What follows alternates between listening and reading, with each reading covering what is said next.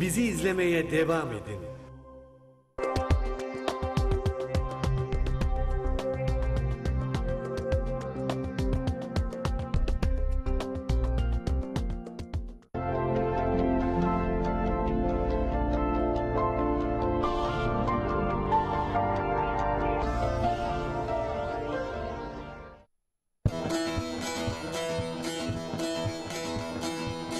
Aşıklar meclisine gireyim dersen, lafını söylemeden duy da öyle gel.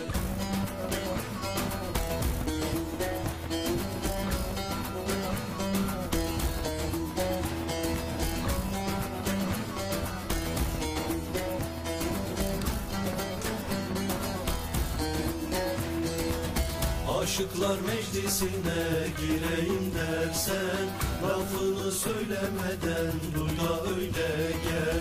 Meşkine hayran olup kalayım dersen, ölmeden ölmeyi de bil de öyle gel.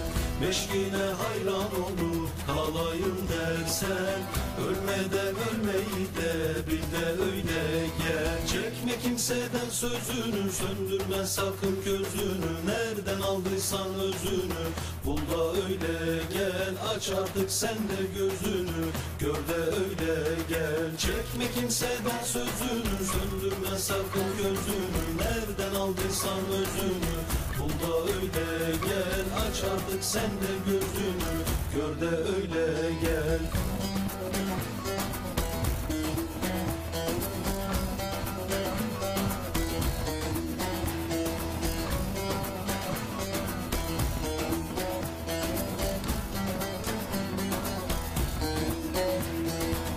Kıldan bir köprüdür bu, geçeyim dersen, kendi özünü dara çek de öyle gel.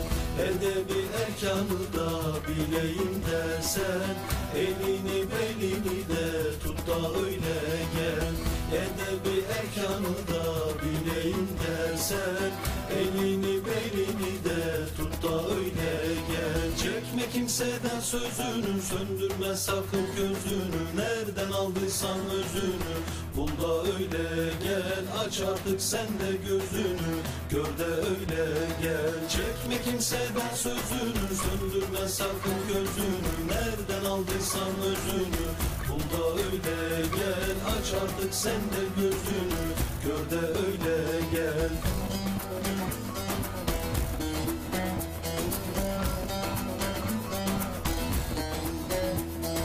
Çekme kimseden sözünü, söndürme sakın gözünü. Nereden aldıysan özünü, bul da öyle gel. Aç artık sen de gözünü, gör de öyle gel. Çekme kimseden sözünü, söndürme sakın gözünü. Nereden aldıysan özünü, bul da öyle gel. Aç artık sen de gözünü, gör de öyle gel. Aç artık sen de gözünü, gör de öyle gel. Aç artık sen de gözünü, gör de öyle gel.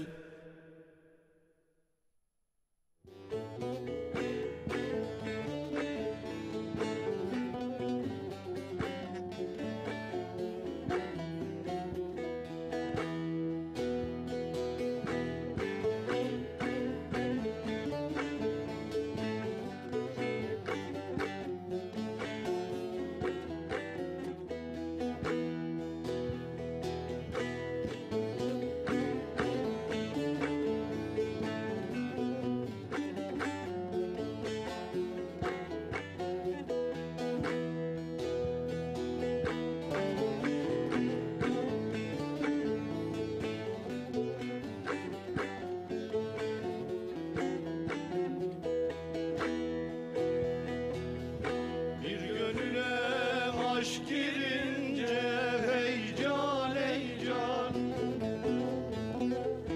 ateşe yanmışa benzer heyecan heyecan. Bir de hasretlik olunca yanmış tutuşmuşa benzer heyecan heyecan. Bir de hasretlik olunca yanmış yanmış tutuşmuşa benzer. Ey can ey can ey.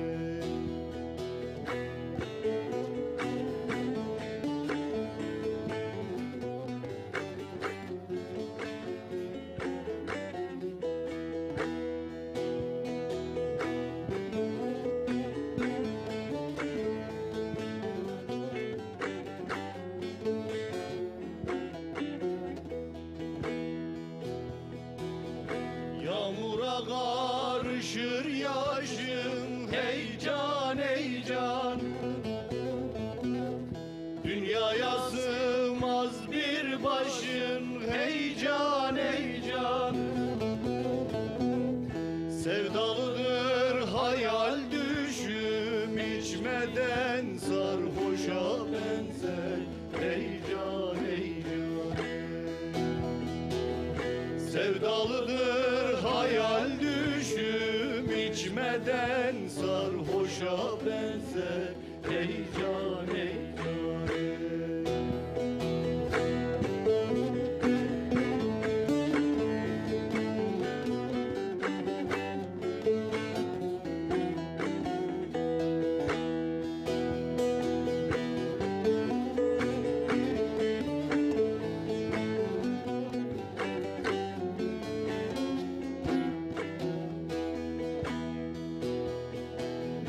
Bedenimin canı canan, hey can ey can.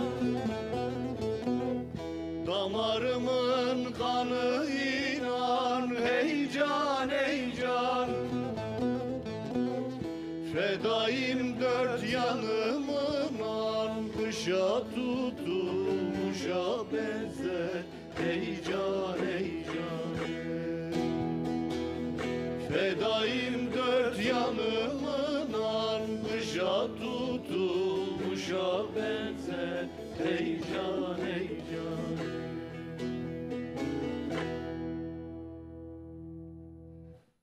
Eyvallah. Herkese iyi akşamlar. Aşıklar Meclisi programıyla yine karşınızdayız. Ben Tarık Kavut, Özgür Çalışkan ve Kenan Zede. Yine bugün size deyişlerimizi, türkülerimizi, nefeslerimizi seslendireceğiz. Tabii biraz keyfimiz yok. Bizim hepimizin de enerjisi düştü ister istemez. Dünden beri aldığımız çok canımızı sıkan, kalbimizi çok yıpratan haberler, özellikle yani şehitlerimizle alakalı söylemeye dilim varmıyor aslında. En son 9 şehitti, değil mi? Umarım Evet. yani bu kadarla kalır. Umarım devam etmez.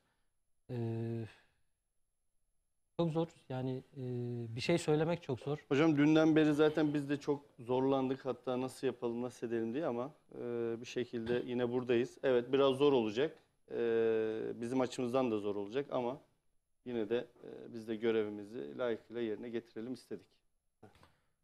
Yani tabii ki hayat devam ediyor demek istiyorum ama içimizde el vermiyor. Bugün çok düşündük aslında, program yapalım mı yapmayalım mı diye. Bir yandan da sesiniz olalım da istedik. O yüzden program yapmaya da karar verdik tabii ki ama bakalım bugün nasıl ilerleyecek program. Yani hepimizin aslında içi böyle acırken bir şey çalmak ya da bir şey söylemek içimizden çok da gelmiyordu aslında. Ama enerjimizi de yüksek tutmamız da gerekiyor tabii ki. Hayat bir şekilde devam ediyor. Ediyor etmesine de, o devam eden hayatlar şu an bazı evlerde çok zor, çok Evet. zor devam ediyor. Evet. Dolayısıyla biz de o zorluğu hissediyoruz. O yüzden böyleyiz. Bu vesileyle de tüm şehitlerimize Allah'tan rahmet diliyoruz. Yaralılarımız da var. Onlara da acil şifalar diliyoruz. Kesinlikle. Ülkemizin de başı sağ olsun. Ailelerine sabır diliyoruz. Yani sabretmek çok önemli ama sabır bilmiyorum.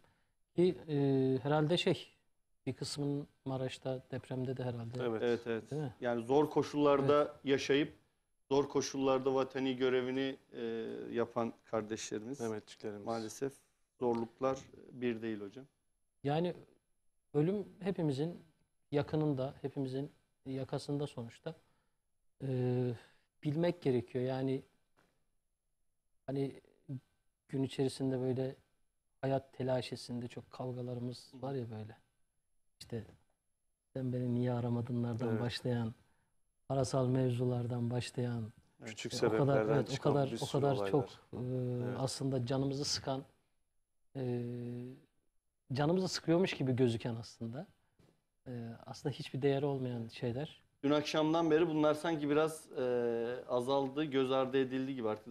Daha şu an güncel can yakıcı konu var. O yüzden bunları biraz unutuyoruz. Evet.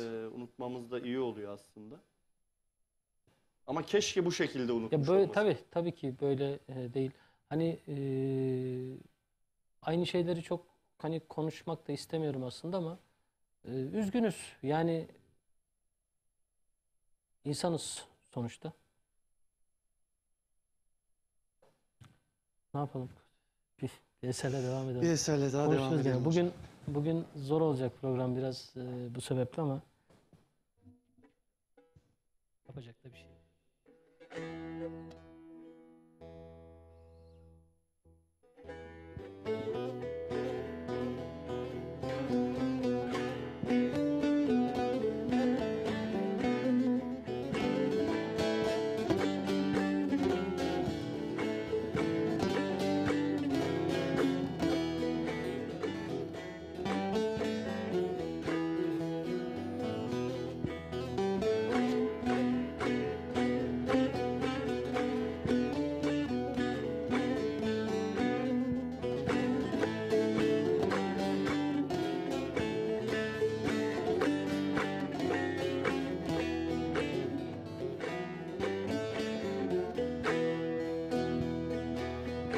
Mevlam birçok dert vermiş, beraber derman vermiş. Mevlam birçok dert vermiş, beraber derman vermiş. Bu tükenmez derdime neden ilaç vermemiş?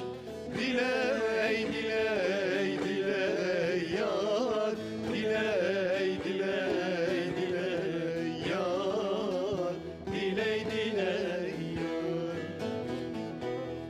Bu tükenmez derdime neden ilaç vermemiş? Diley diley diley yar, diley diley diley yar, diley diley yar.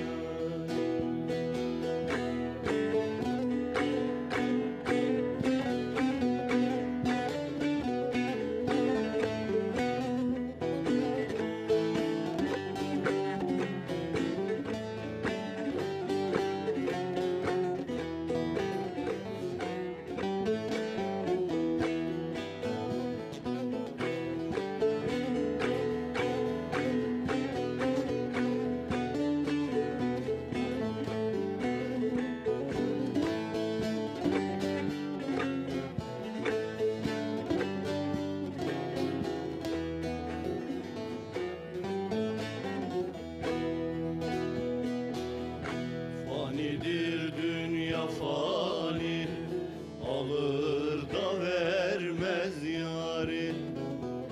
Fanidir dünya fani, alır da vermez yari. Bu tükenmez derdimi tabipler de bilmedi. Diley diley diley yar, diley diley diley yar, diley diley yar. Bu tükenmez derdimi tabipler de bilmedi. Diley diley diley yar, diley diley diley yar, diley diley yar.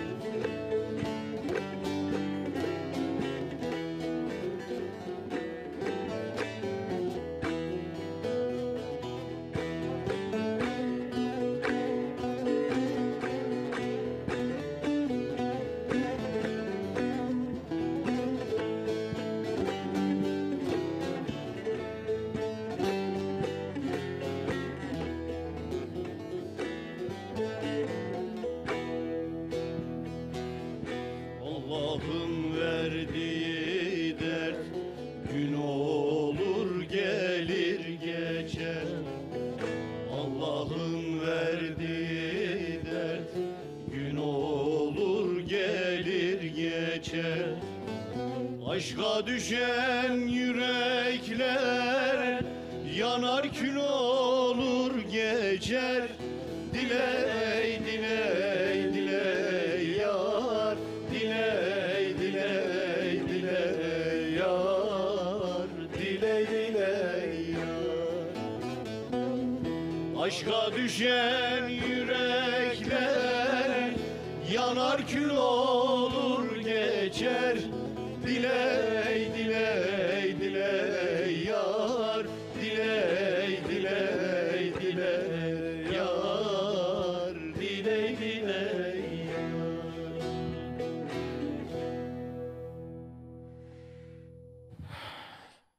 Eyvallah. Biz tabii Aşıklar Meclisi olarak e, üretmeye devam eden, şu an hala hayatta olup yazmaya devam eden aşıklarımızı, aynı zamanda bize kültür mirası bırakmış aşıklarımızı da sizlere tekrar tekrar taşımaya devam edeceğiz. Aşıklar Meclisi'ni biraz da bu sebeple kurduk aslında. Hem albüm sürecinde hem televizyon programı sürecinde aşıkların eserlerini unutulmaması için taşıyıcılık görevi üstlenmekti bizim amacımız. Hala da öyle. Hem biz normalde tabii hocam sizle beraber çalışırken öncesinde de Özgür'le beraber ağırlıklı deyişlerimizi, semahlarımızı dillendirmeye çalışıyorduk. Şimdi sizle beraber Aşıklar Meclisi ile bu projeyle birlikte türkülerimizi de ozanlarımızla bu işin geleneğinde olan üstadlarla biraz hem türkülerimizi okuyalım hem deyişlerimizi okuyalım. Bir harman yaptık aslında. Bu bizim açımızdan da iyiydi. Hem de ortaya böyle güzel bir iş çıkmış oldu aslında. Tabii ki hani bir iddiamız da yok aslında. Biz sadece bir taşıyıcı görevi üstleniyoruz. Tabii ki hatalarımız olacak. Çünkü okuduğumuz eserlerin bazıları çok uzun zamandır okunmayan eserler ve aslında biz son dönemde yaptığımız projelerde daha çok deyişler, semahlar vardı ama türkü isteklerinden dolayı da biraz bu yöne de eğilelim dedik. Tabii gerçekten türkü layığında olanlar, yani türkü gibi kendini hissettiren eserleri tercih ediyoruz. Hatta hocam besteler de var. Şu an hiç Var. gün yüzüne çıkmamış besteler de var. Sizin yaptıklarınız var. Çalışmalarımız var. Aslında hem işin geleneksel tarafı var hem de böyle naçizane katabilmeye de çalıştığımız eserler var aslında. Aslında program başlarken çalan klip eserimiz bizim Aşıklar Meclisi. Söz, müzik bana ait. Gönlünüze sağlık. Evet, Çok da güzel. eyvallah. Biz de okurken de sonra dinlediğimizde de çok etkilendiğimiz eserlerden biriydi. Çok böyle geleneksel bir tadı var aslında. Aslında sözler çok etkin ve çok ağır sözler aslında. Mesaj içeren de sözler. Tabii müzikal yapısı biraz hareketli gibi olsa da ama yani sözlerin ağırlığına ama o hareketin yakıştı. içinde Sözlerin böyle ağırlığını bozmadı evet, yani. o hareket onu böyle bir halay formuna değil de gerçekten ne anlatmak istediğini de çok iyi bize hissettirebilen bir eser oldu. Hareketliliğiyle de daha böyle dinlenesi bir eser olmuş. Ya sadece Aşıklar Meclisi değil ki, Aşk ile Canlar Aşk ile de mesela Tarık Hoca ile tekrardan resmen tanıdık yani. Evet. Yani onu da söylemek lazım. Mesela Aşk ile Canlar'la beni tanımış olabilirsin. Yani Yok, Aşk ile Canlar'la değil tabii ki de. Mesela başka hiç mesela dinlemediğim ama mükemmel Tarık Hoca'nın seslendirdiği parçalar var. Mesela Billah Talip diye söylüyor. İlerideki programlarda illaki söyler de. Gerçekten çok böyle enteresan ama çok mükemmel söylediği şeyler var Tarık Hoca'nın. Şimdi diyecek ki Tarık Hoca yine beni övmeye başladı. Yine beni övmeye başladı diyecek ama. önce ben şöyle bir dönüyorum övmeye başladığında. Ne yapalım? Peki övmeye devam mı etsin mi yoksa? Etmesin hocam. Biz yine türkülerimize dönelim. Evet, türkülerimize dönelim o zaman, değil mi?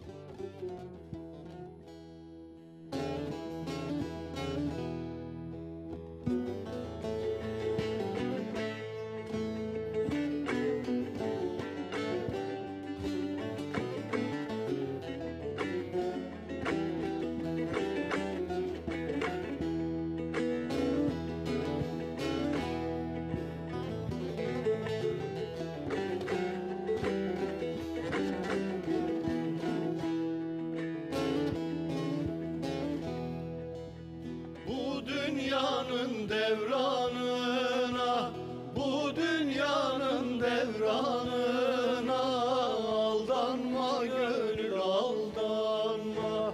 Zilli canlı kervanına aldanma gönül aldanma. Aldanma gönül aldanma. Güldürür yüze devranı, bir gün okutur fermanı. Bulan derde dermanı, aldanma gönül aldanma. Bulamam derde dermanı, aldanma gönül aldanma.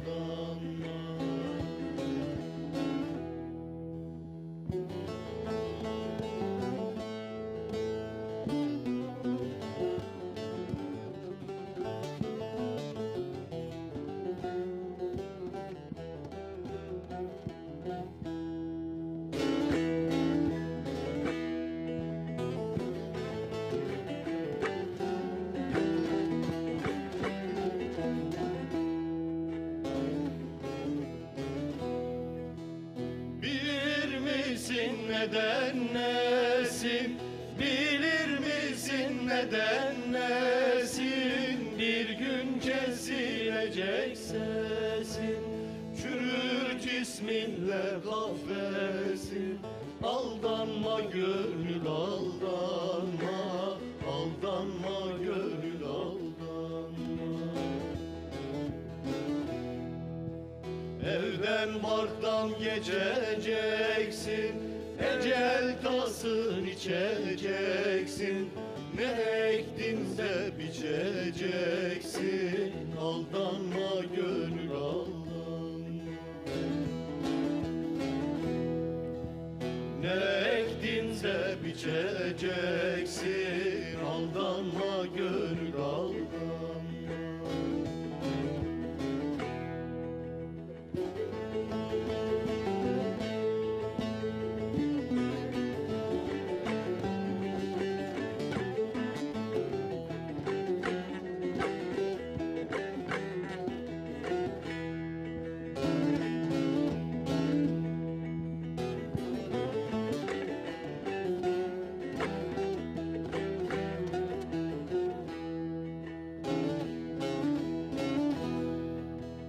Gelmemişken ölüm cana, gelmemişken ölüm cana, ağlayan var yana yana.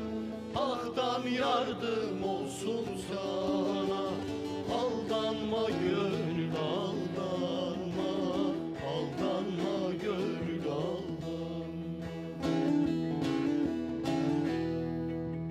Cafer sözünü kısa kes, kemalata eyle heves. Menzil almaz tamane kes, aldanma gönül aldanma. Menzil almaz tamane kes, aldanma gönül aldanma.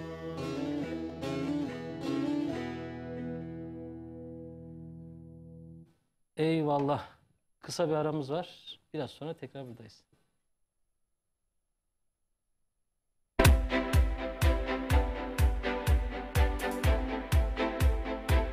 Hocam hayırlı uğurlu olsun. olsun. Teşekkür Tekrar sizleri ederim. görmek Teşekkür bizleri ederim. mutlu etti. Çok Teşekkür güzel ederim. değiş yeriniz. Bizim Zakirlerimize için hayırlı de uğurlu olsun. böyle Tüm canlara hayırlı uğurlu olsun. Gerçekten özlemiştik Ekin TV biz de özledik ekranlarını. açıkçası. Bekliyorduk. Çok teşekkür Evet, ederiz. eyvallah. Güzel programlar diliyoruz. Şimdi programınızı böldük. Mutluyuz, umutluyuz. Sizin de umutlu programınızda da ilk aslında dün başlattığımız bir kampanya var. Çanakkale Gelibolu Ocaklı köyünde çok güzel böyle bir proje oluşturduk biz hocam. Bugün de ben şu anda o araziden geliyorum. Bugün 5 tane izleyicimize, dinleyicimize satışımızı yaptık. Çarşamba günü tapularını teslim edeceğiz. Orada toplam 17 adet parselimiz var. Her bir parsel 417 metrekare. Ve güzel bir fiyat, şok fiyat. Emsalleri 700.000 TL iken bizler yeni yılın ilk günlerinde bu kampanyayı yapacağımızı söyledik. Ve 2023'ün son günlerinde de bekleyin dedik. Bugünkü izleyenlerimiz, müşterilerimiz de bekledik, gördük ve çok sevindik dediler. Onlara da hayırlı uğurlu olsun. Evet, emsalleri 700.000 TL iken Ekin TV izleyenlerine, Radyo Ekin dinleyenlerine bu kampanya sınırlı sayıda, o yüzden 599.000 TL. Tapu masrafı da bize ait. Yani alırken kazanmış olacakları bir projeden bahsediyoruz. Peki Gelibolu'ya ne kadar mesafede? Sadece 8 kilometre mesafede, araçla 5-6 dakika. İşte Güneyli ve Ocaklı yan yana zaten bitişik köylerden. Güneyli sahiliyle meşhurdur. Gerçekten herkesin çok sık ziyaret ettiği, yazın özellikle o sahili kullandıkları, Saros Körfezi'ni kullandıkları bir bölge. Güneyli'ye de 1,5 kilometre mesafede ve denize, yani Saros Körfezi'ne de yine aynı şekilde 1,5 kilometre mesafede. Denizi, Saros Körfezi'ni direkt net olarak görüyoruz. Sanki böyle ayağımızın dibinde adım atsak gidecekmişiz gibi, yani onu böyle tepeden, yüksekten görüyor. Hava dar, gerçekten çok güzel. Parsel direkleri çakılmış vaziyette. Onun haricinde her bir parselin ortasından numaralar belirlenmiş bir vaziyette. Bugün ben götürmüş olduğumuz izleyenlerimizin bakışlarında şunu hissettim açıkçası. Yani bizi iyi ki gelmişiz dediler. Daha iner inmez ben burayı alıyorum. Öbür izleyicimiz işte ben bu numarayı alıyorum diye hemen bizimle konuşmaya başladılar. Hani çok güzel bir yerden bahsediyorum açıkçası. Bugün gittik, yarın da servisimiz var. 5 tane verdik, kaldı 12. Yani artık değerlendirmek sizin elinizde. Ekran altında numaramız var. 417 metrekare. Evet, 417 metrekare, 599.000 TL. Yarın saat 10'da Beylikdüzü'nden servislerimiz kalkacak. Sizler de bu almayan, daha satışı olmayan 12 adet parselimizin sahibi olmak istiyorsanız geç kalmadan hemen şimdi yerinizi ayırttırın. Kaç kişi gelmek isterseniz ailenizle birlikte gelebilirsiniz. Yani oraya geldiğiniz zaman tekrar söylüyorum, gözlerinize inanamayacaksınız. Saros Körfezi ayaklarınızın altında, hemen yol kenarında ve metrekaresi de büyük. Yani kocaman bir alan sahibi oluyorsunuz ve bu da 700.000 lira değil, 599.000 TL. 0212 594 4 594 telefon numaramız. 0212 594 4 594'e bir çağrı atmanız yeterli. Yarın zaten gidiyoruz. Evet, hafta içi de servislerimiz mevcut ama bugün dediğim gibi 5 verdik. Belki yarın 10 tane vereceğiz, kalmayacak. Sonrasında pişman olmayın. Daha önceki yapmış olduğumuz projelerde alamadık diyenlerle çok karşılaştık. Keşke alsaydık diyenlerle çok karşılaştık. Çünkü Tarık Hocam, bundan işte geçen sene biz 69 liraya verdiğimiz yer şu anda 359.000 liraya satılıyor. Yani farka bakar mısınız? Bir senede yani 69.000 liraya almış, 369.000 liraya şu anda satılan bölge. 300.000 lira. Biz niye almadık ki o zaman? Yani siz de kaçırdınız. O zaman aslında size de söyledik. evet. Gelmiştiniz değil mi siz de? Tabii geldim. Yani Geldim de buraları da kaçırmamak lazım. Yani o kadar net söyleyeyim. Gerçekten Saros Körfezi'nin özelliği kendi kendini temizlemesi. Su pırıl pırıl, berrak, sahil, villalar, her şey mevcut. hocam Hemen öyle bir yanında anlatıyorsunuz bahri ki programı bırakıp gidesim geldi. ya Benim bakar mısın şu an. suya hocam, bak. Suya bak, pırıl pırıl. Yani bir balık yüzse dibinde balığı görebilirsin. Yani o kadar diyorum size. Gerçekten çok güzel konumda. Ben sizlerden rica ediyorum. Vakit nakittir.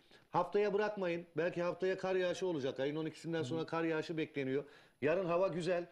Hep birlikte gidelim. Yerinizi mutlaka beğeneceksiniz. Eğer ki bir birikiminiz varsa bunu da kaybetmeden gelin, bu birikiminize biraz daha fazla katın ve bir arsa sahibi olun. Bu birikim de artsın. Çocuklarınız için artsın. Sizin için artsın. pişman olmayacağınız bir proje. Suyun berraklığı işte hocam, bakar mısınız? Pırıl pırıl. Çok Yani güzel. burada dediğim gibi Güneyli çok önemli bölge. Metrekareleri çok pahalı. Biz orada 1,5 kilometre ilerisindeyiz. Hemen yolun kenarında. Yani almamak için bir sebep yok. Bütün direkler dikili, çapı, muvaffakatnamesi var. Hemen tapunuzu alıyorsunuz. Sonra ödeme yapıyorsunuz. Tapu masrafları bize Metrekare ait. olarak da çok küçük değil. 417 metrekare. Evet. Yani biz burayı uyguna aldık hocam. Uyguna aldık ve 2023'ün son günlerinde dedik ki şu anda açıklamıyoruz. 2024'ün ilk günlerinde sürprizimiz olsun dedik. Sizler de o zaman son kez ben telefon numaramızı vereceğim. Değişlerimiz, türkülerimizle inşallah kıymetli zakirlerimizi ve hocamızı izleyeceğiz bizler de içeride. Şu anda arkadaşlar telefonlarımıza bakıyor. Geç kalmayın. Yarın topluca gideceğiz. Kaç kişi gelecekseniz söyleyin. Beylikdüzü'nden kalkacak ofisimiz. Hep birlikte gidelim. Ben de orada olacağım. Her şekilde sizlerle anlaşabiliriz. 0212 594 4 594 0212 594 4 594. Herkese güzel bir akşam diliyorum. İyi hafta sonları diliyorum. Biz de uğurlu Hocam, geliriz umarım. Bizim İnşallah, programda da bakalım. yeni Sizin başlamış. izleyenlerinize de Evet. sürprizimiz olur. Sizin bir faydanız olur. İyi yayınlar diliyorum. İnşallah. Tekrar İnşallah. hayırlı olsun. Sağ olun Teşekkürler hocam. size de hepimize. Sağ olun.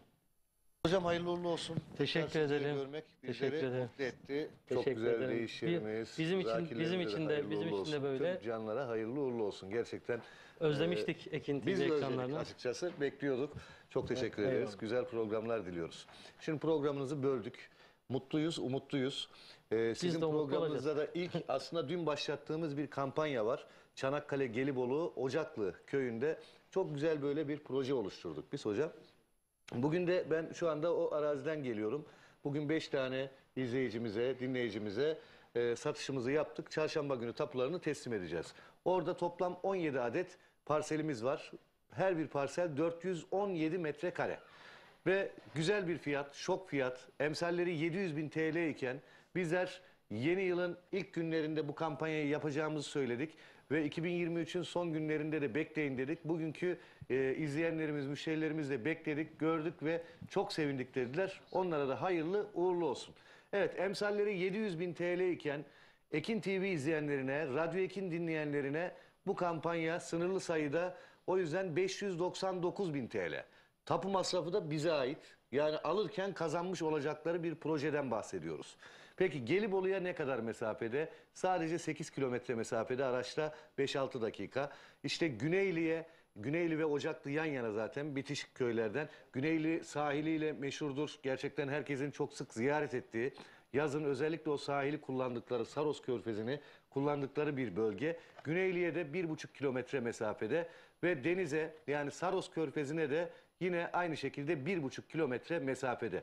Denizi, Saros Körfezi'ni direkt net olarak görüyoruz. Sanki böyle ayağımızın dibinde adım atsak gidecekmişiz gibi, yani onu böyle tepeden, yüksekten görüyor. Hava dar, gerçekten çok güzel. Parsel direkleri çakılmış vaziyette. Onun haricinde her bir parselin ortasından numaralar belirlenmiş bir vaziyette. Bugün ben götürmüş olduğumuz izleyenlerimizin bakışlarında şunu hissettim açıkçası.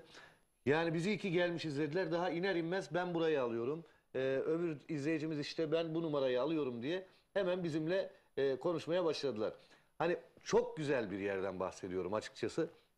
Bugün gittik, yarın da servisimiz var. 5 tane verdik, kaldı 12.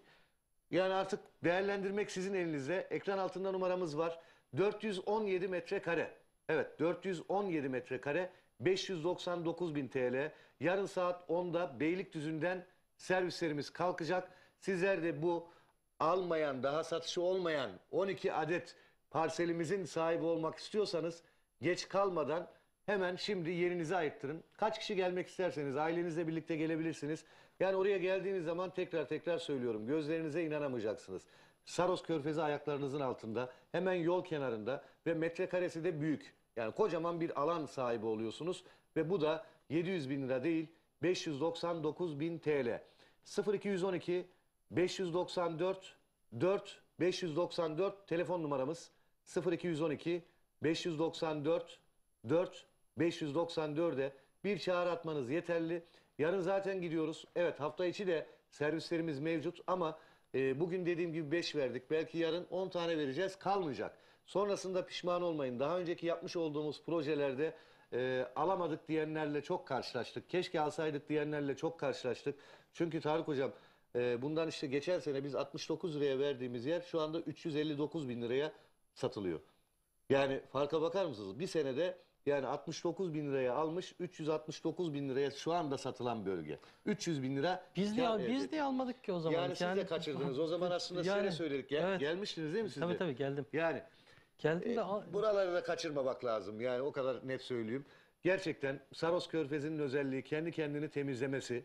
Su pırıl pırıl, berrak, sahil, villalar, her şey mevcut. hocam Hemen öyle bir yanında anlatıyorsunuz bahri ki programı bırakıp gidesim geldi. ya benim bakar mısın şu suya anda. hocam bak suya bak pırıl pırıl yani bir balık yüzse dibinde balığı görebilirsin yani o kadar diyorum size. Gerçekten çok güzel konumda. Ben sizlerden rica ediyorum. Vakit nakittir. Haftaya bırakmayın. Belki haftaya kar yağışı olacak. Ayın 12'sinden sonra kar yağışı bekleniyor. Yarın hava güzel. Hep birlikte gidelim. Yerinizi mutlaka beğeneceksiniz. Eğer ki bir birikiminiz varsa bunu da kaybetmeden gelin bu birikiminize biraz daha fazla katın ve bir arsa sahibi olun. Bu birikimde artsın. Çocuklarınız için artsın. Sizin için artsın. Pişman olmayacağınız bir proje. Suyun berraklığı işte hocam bakar mısınız? Pırıl pırıl. Yani burada dediğim gibi Güneyli çok önemli bölge. Metrekareleri çok pahalı. Biz orada 1,5 kilometre ilerisindeyiz. Hemen yolun kenarında. Yani almamak için bir sebep yok. Bütün direkler dikili, çapı, muvaffakatnamesi var. Hemen tapunuzu alıyorsunuz. Sonra ödeme yapıyorsunuz. Tapu masrafları bize Metrekare ait. olarak da çok küçük değil. 417 metrekare. Evet.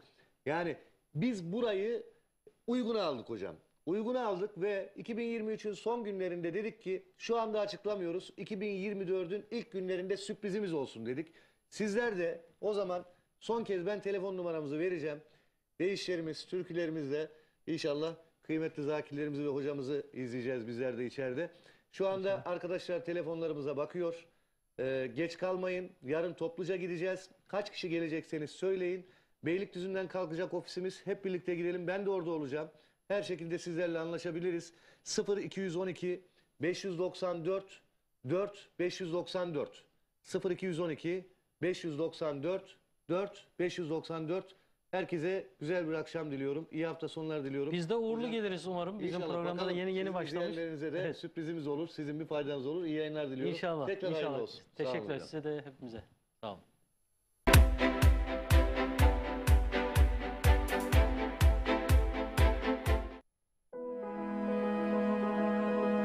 Kimler oy kullanabilir? 18 yaşını dolduran her Türk vatandaşı oy kullanma hakkına sahiptir.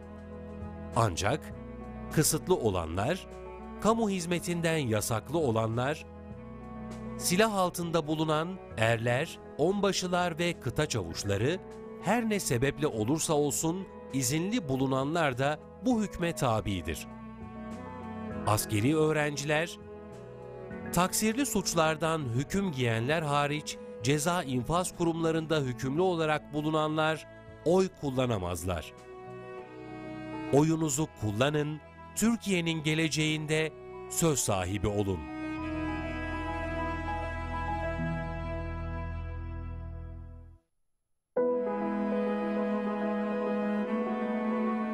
Engelsiz seçim. Seçmen kütüğünde engelli kaydınız varsa veya 75 yaş ve üzeri seçmenseniz, sandığın konulduğu bina veya yapıların giriş katlarında oyunuzu rahatlıkla kullanabilirsiniz. Engelli kaydınızın bulunup bulunmadığını, Yüksek Seçim Kurulu'nun resmi internet sitesinin Yurt İçi Seçmen Sorgulama bölümünden, mobil uygulamasından, çağrı merkezinden veya e-devlet kapısından kontrol edebilirsiniz. Engelli kaydınız yoksa 4 Ocak'la 17 Ocak 2024 tarihleri arasında www.ysk.gov.tr adresinden temin edebileceğiniz engelli beyan formunun bizzat veya bir yakınınız tarafından İlçe Seçim Kurulu Başkanlığına veya İlçe Seçim Kurulu Başkanlığına iletilmek üzere muhtarlığa verilmesi yeterlidir. Oy kullanmak için engeliniz yok.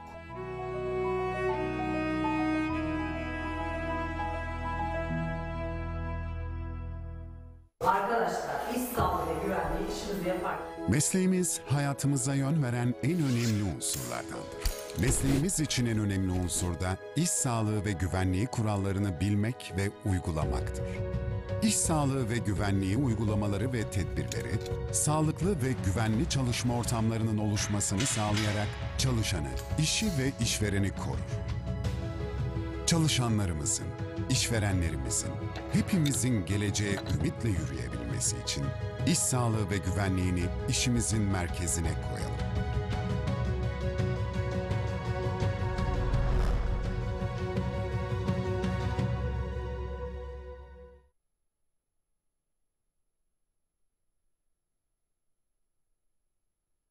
Artık sarılmaz yaranın tek sahibi. Benim neler çektiğimi Allah turnam ne gezersin. Dedim başka yarın var mı?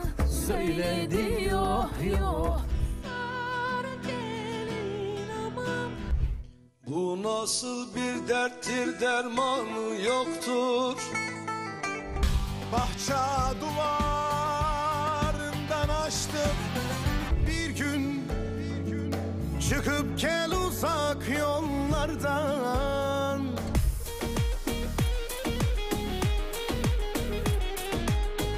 Gitme benim telli durnam.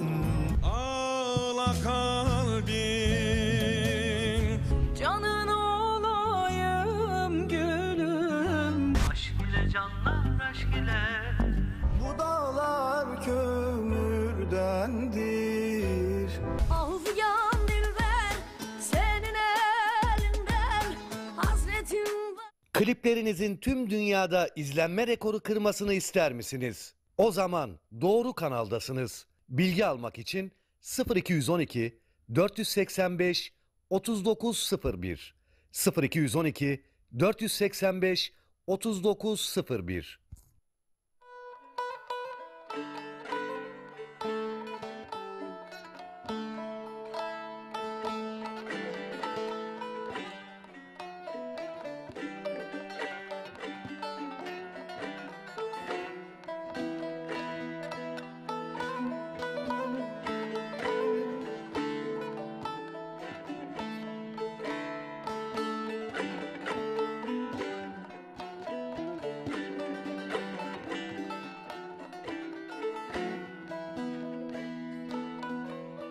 Bir mendil aldım dereden.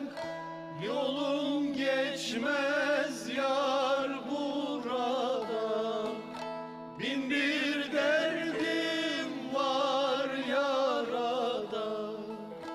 Güzel seni çok özledim. 3 ay oldu yol gözlerim. Hakikattir bu sözler. Güzel seni çok özledim. 3 ay oldu yol gözlerim. Hakikattir bu sözler.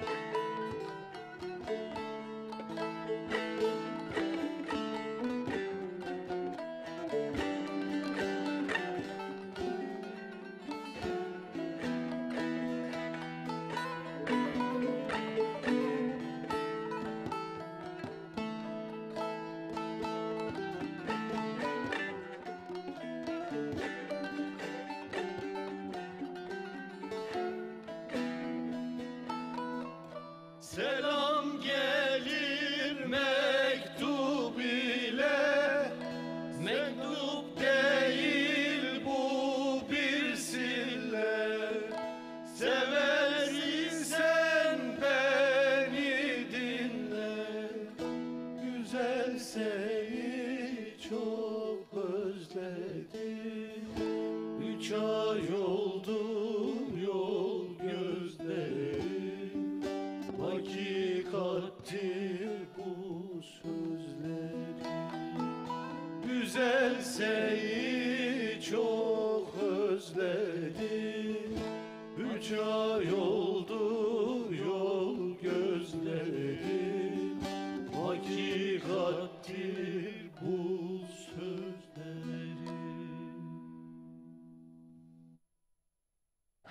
Eyvallah. Peki arkadaşlar, sizin dün nasıl geçti? Sizin konser etkinliğiniz olacaktı aslında, değil mi? Evet, evet hocam. Onlar da iptal oldu. Bizim etkinliğimiz de Büyükçekmece Belediyesi ile Yarındı, beraber değil mi? yarın için yapacağımız etkinlik de bu sebeple iptal oldu. Biz de zaten bu haberden sonra bir aksiyon almaya çalıştık ama yapılabilecekler de belliydi zaten. Dolayısıyla orada da bir yoğun çalışmamız vardı ama umarım daha iyi günlerde tekrar bu Bayağı da bir konser çalışma gerçekleşecek. yapıldı ama mahallelerde falan birçok yerde, değil mi? Cemevleri falan Evet, gezildi, evet, cemevleri evet. Yani falan gezildi. ciddi bir çalışma yapıldı. Tabii ki sonuç keşke böyle olmasaydı. Ama umarım başka bir tarihte, daha iyi günlerde yapacağız. İnşallah yani Buradan da tekrardan Öyle- duyurmuş olasın. Evet. şehitlerimiz falan olmasın da hiç konserde yapmayak ya. Aynen öyle. Şimdi onu diyecektim. Laf uzamasın, konu uzamasın diye söylemedim ama keşke böyle olmasaydı da konser de olmasaydı ama. Bir iki mesaj okuyalım mı? Evet.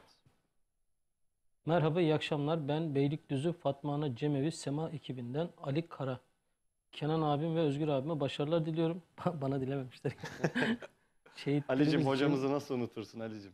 Şehitlerimiz Bekliyoruz. için bir parça istiyorum. Hızır yoldaşınız olsun demiş. Canım babacığım sana şans diliyorum demiş. Bu ikinizden birinin Artık çocuğu ama hangimize hisseder? yani Ben aldım, kabul ettim. Gönüller verdi. Aa, benim var da bir yerde ben bilmiyorum, onu da bilemiyorum tabii. O kadar büyümüş ve beni televizyonda tanıyor ve bilmiyorum. Neyse. Böyle güzide bir programı ve lezzetli türküleri bize dinlettiğiniz için Zakirimiz Kenan Zede ve sizlere çok teşekkür ediyoruz.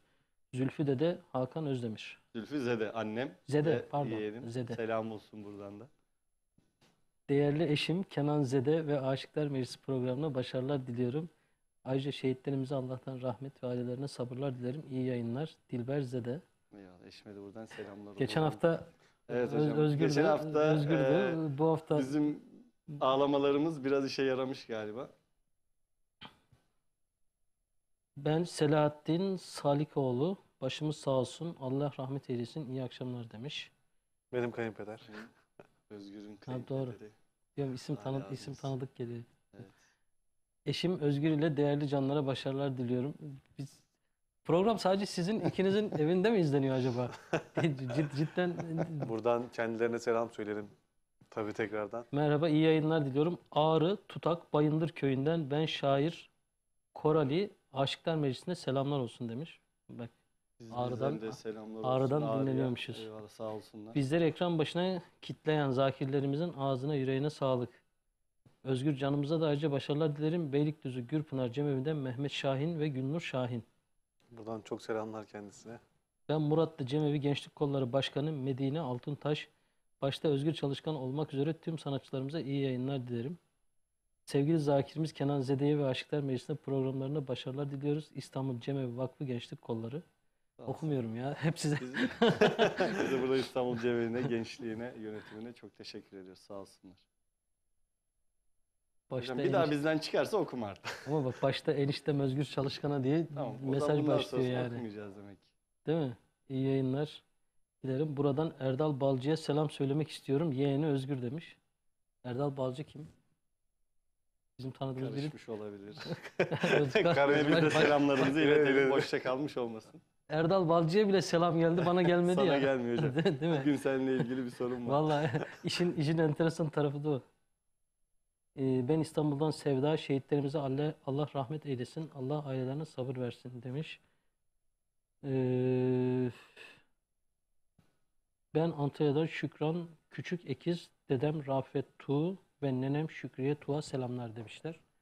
Sağ Yine olsun. okuruz birazdan mesajlarımızı. Siz bu hafta Cem vardı değil mi? Evet. Evet. Evet hocam.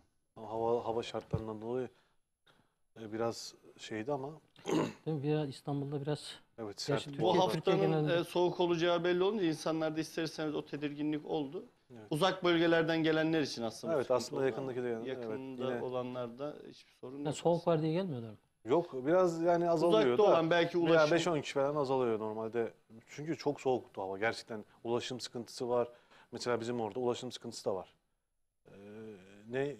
Yani belirli saatten sonra minibüs falan yok. Bir saatte bir halk otobüsleri merkezi falan olmayan geliyor. belki biraz daha Evet. merkez uzak olan yerlerde bu sorun yaşanıyor. Ulaşımı anlarım da genelde soğuktan dolayı. Soğuk derken aslında Mesela- soğuk sadece işin bir başlığı. Onun altında işte ulaşım vesaire Ulaşım, geri evet, dönüşler evet, var. Evet, Ama birçok cememizde belediyelerin de desteğiyle servis veriliyor. Ama daha böyle bölgeye yakın olan yerlerde bu sorunlar çok daha az yaşanıyor. Yaşanmıyor demeyelim ama çok daha az oluyor. Anlıyorum. O zaman ne yapalım? Bir türküyle devam edelim mi? Devam edelim hocam. Madem öyle sorun oluyor. Evet. O zaman bir türküyle devam edelim. Türküyle devam edelim. Evet.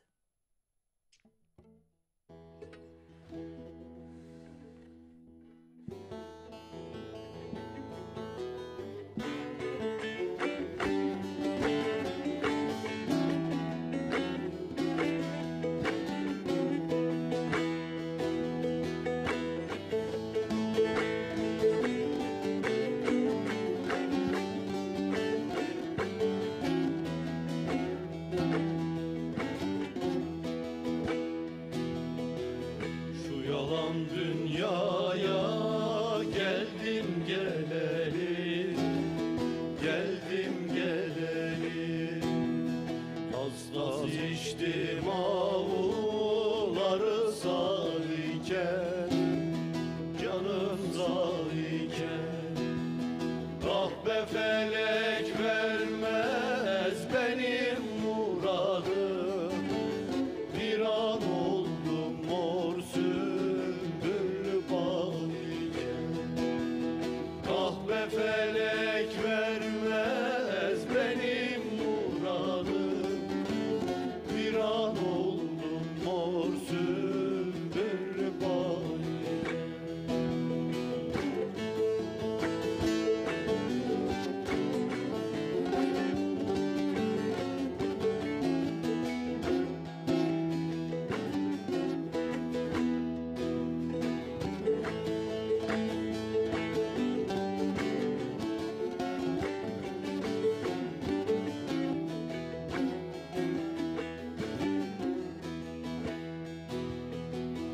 Aradılar birden hada buldular, canım buldular.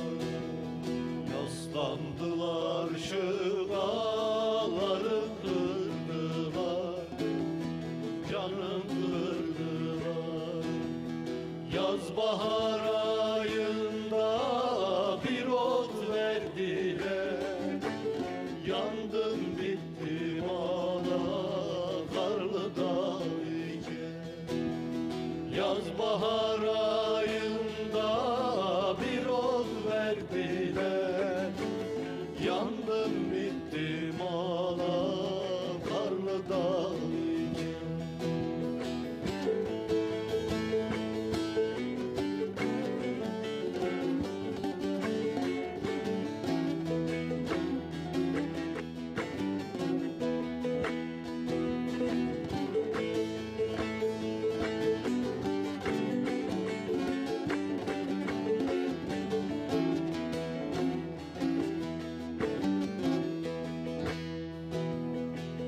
Karaca oğlan der ki bakın gelene, bakın gelene.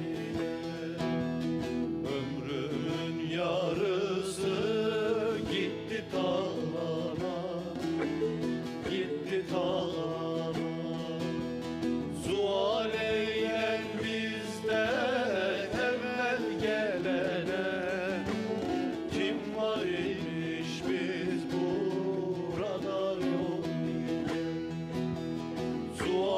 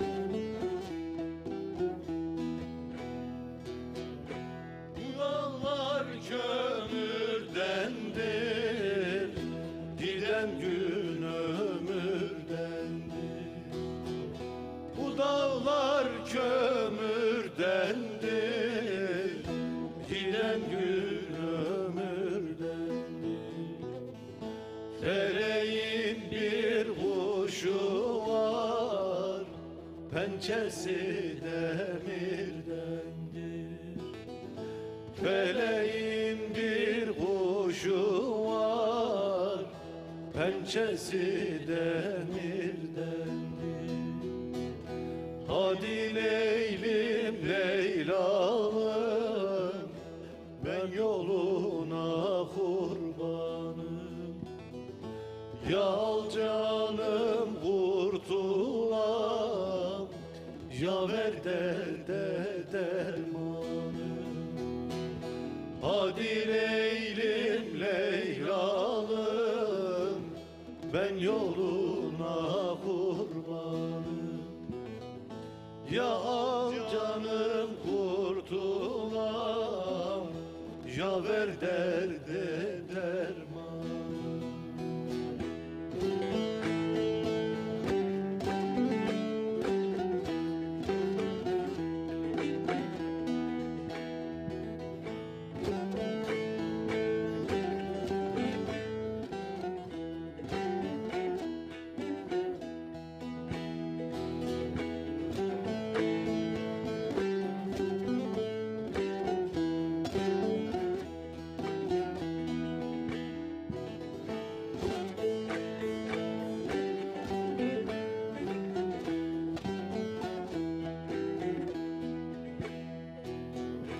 Bu yol pasine gider, döner tersine gider.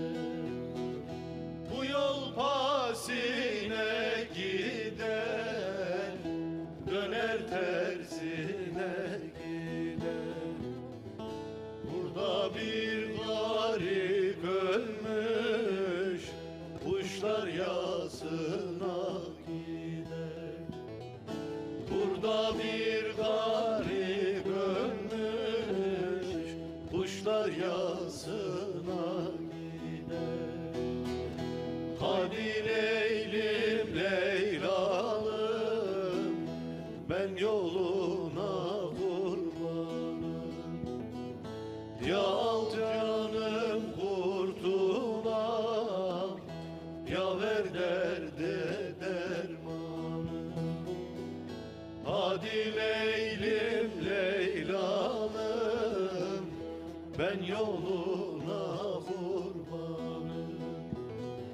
Ya al canım kurtulam, ya ver derde dermanım. Eyvallah.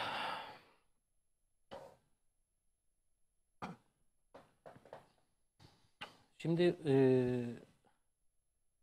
bu yaz ilan edildiği dönemlerde bizim en çok sanatsal faaliyetlerimizin tamamı ne yazık ki duruyor. Haklı tarafı var mı? Var. Ama bunun da devam etmesi, çünkü bu hani bir eğlence değil sonuçta. Sanatsal birçok faaliyet duruyor. Yani sanatsal işte sergiler duruyor. Birçok şey duruyor yani. Hani sadece müzikal böyle eğlence müziği yapan yerler dışındaki her şey de duruyor. Yani tüm yaslarda duruyor aslında. Hocam bu gelenekte de var ya hani evde televizyon açılmaması vesaire. Bu biraz da bununla da bağlantılı galiba. Ama sonra işte neticede bu insanların aslında mesleği. Yani belki hiçbirimiz mesleğimizi bırakmıyoruz ama müzisyenler bu konularda çok fazla etkileniyorlar. Burada belki o biraz hassasiyeti gözetmek de lazım. Ama müzisyenlerle ilgili o farkındalığı da oluşturmak lazım. Bu da bir meslek. Evet, böylesi zamanlarda zor, gerçekten zor. Geçmişten beri evlerde televizyonlar kapatılırken bu tarz konular belli bir süreliğine kenara bırakılırken, ara verilirken artık şimdi bunu mesleği olarak yapan insanlar bu konuda fazlasıyla etkileniyorlar, zorlanıyorlar. Orada o dengeyi korumak lazım aslında. Ama işte hani her şey durmuyor yani. Her şey, tabii durmuyor. Her şey dursa biraz önce ondan bahsediyor. Yani mesleğini bir şekilde, yani sanatın dışındaki meslekler icra ediliyor, yapılıyor ama bu biraz daha özel bir konumda aslında. Müzisyenlerin durumu biraz daha zor burada.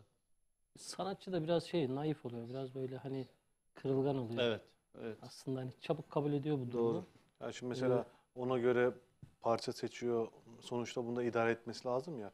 Ona göre yani daha böyle ağır parçalar, daha böyle o şeyi ne diyeyim, o anı veya o şeyi böyle dengeleyecek parçalar.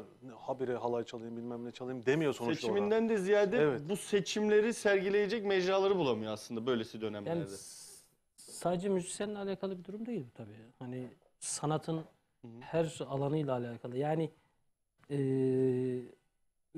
üzülülmesi gereken bir durum varsa ülkede sanatçıya dur deniyor. Evet.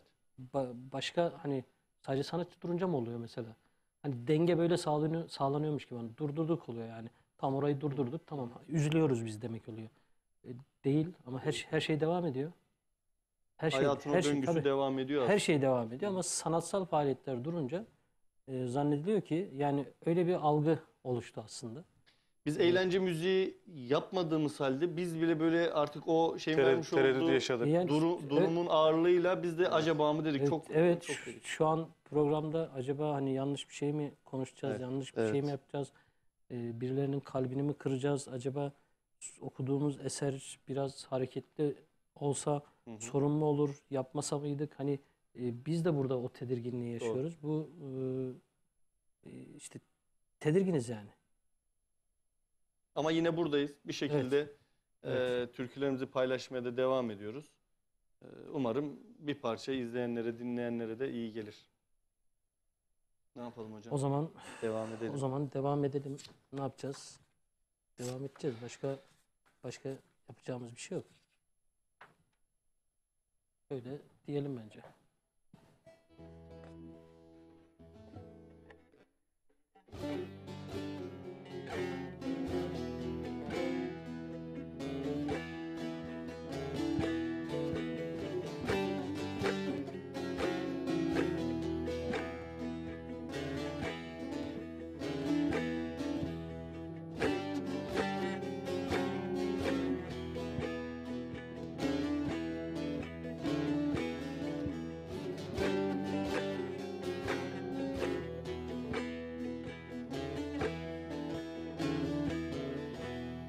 Gel seninle ahdı iman edelim. Ne sen beni unut ne de ben seni. Bağlanalım bir ikrarda duralım. Ne sen beni unut ne de ben seni. Ne de ben seni.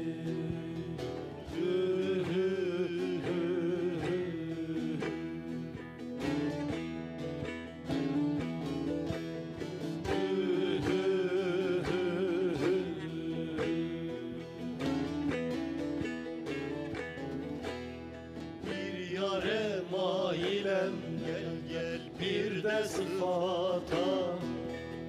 Yar olur ki yarın emrini tutar. Belki yolum düştü gidem gurbete. Ne sen beni unut ne de ben seni. Ne de ben seni.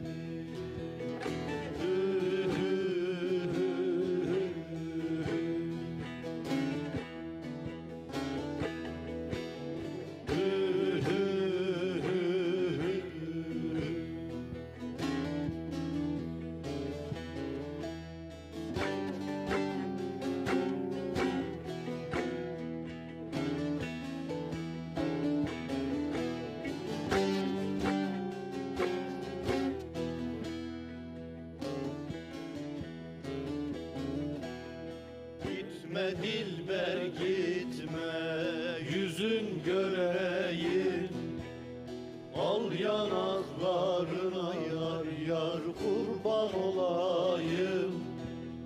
Bir emanetin var sana vereyim. Ne sen beni unut ne de ben seni. Ne de ben seni.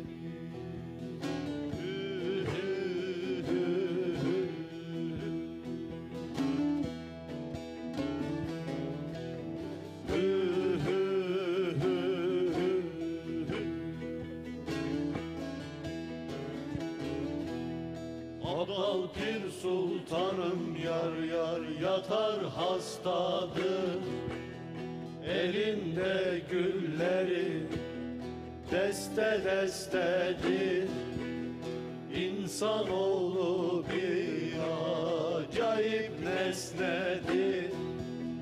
Ne sen beni unut ne de ben seni, ne de ben seni.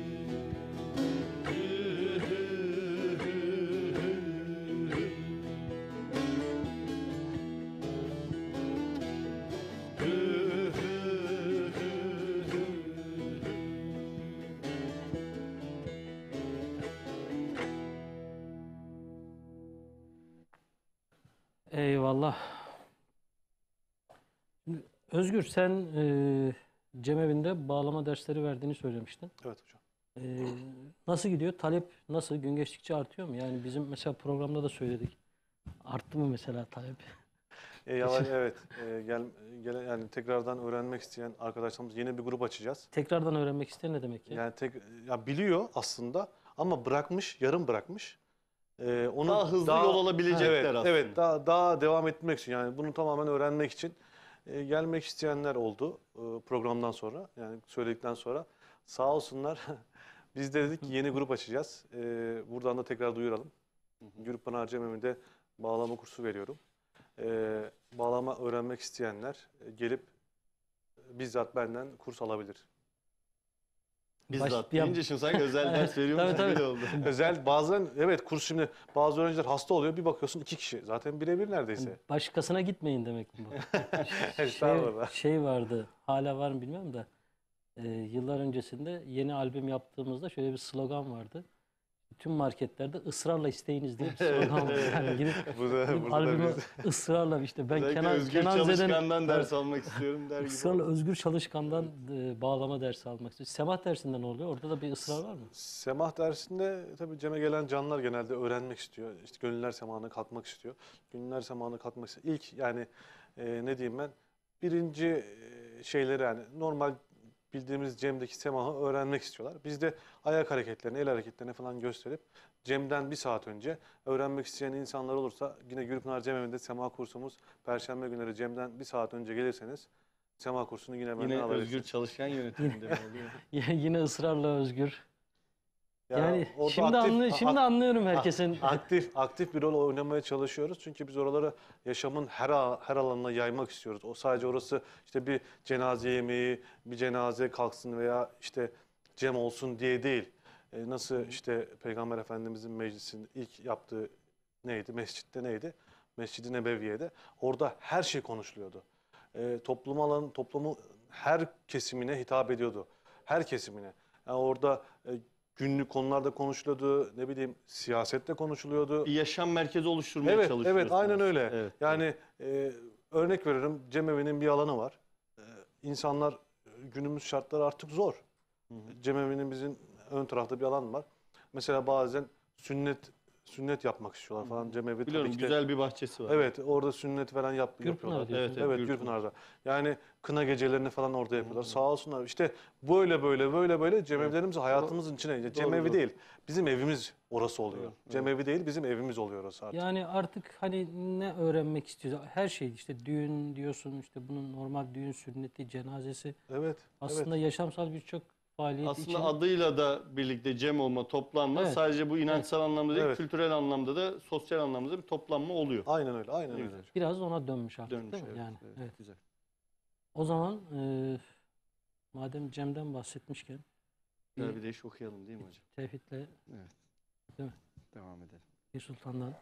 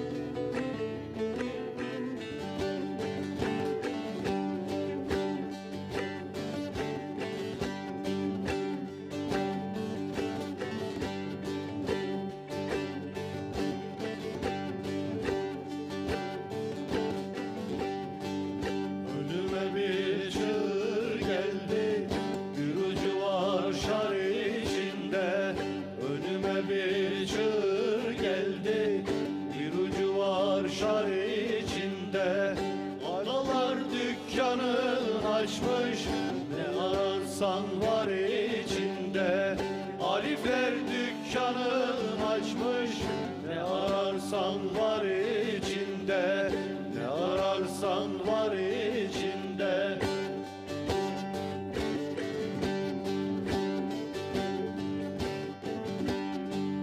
Gir dükkana pazar eyle, her silindir hezar eyle.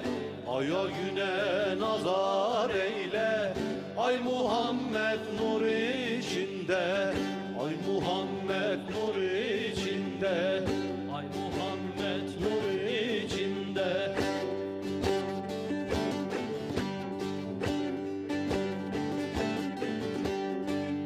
Hayalidir gün Muhammed,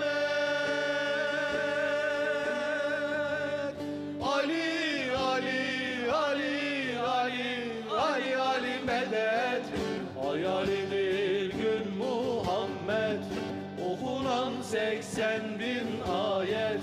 Balıklar deryaya da hasret, çarka döner göl içinde, çarka döner göl içinde, çarka döner göl içinde.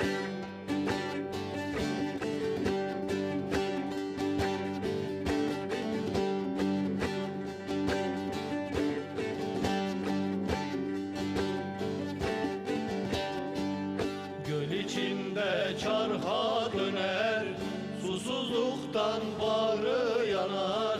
Göl içinde çarka döner, susuzluktan bağrı yanar.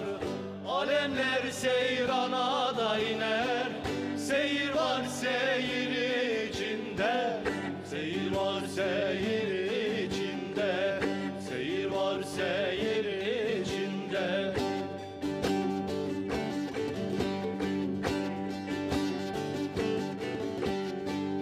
Kudretten verdi balı, bahanesi oldu arı.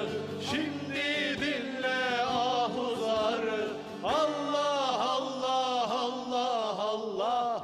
Arı inler bal içinde, arı inler bal içinde.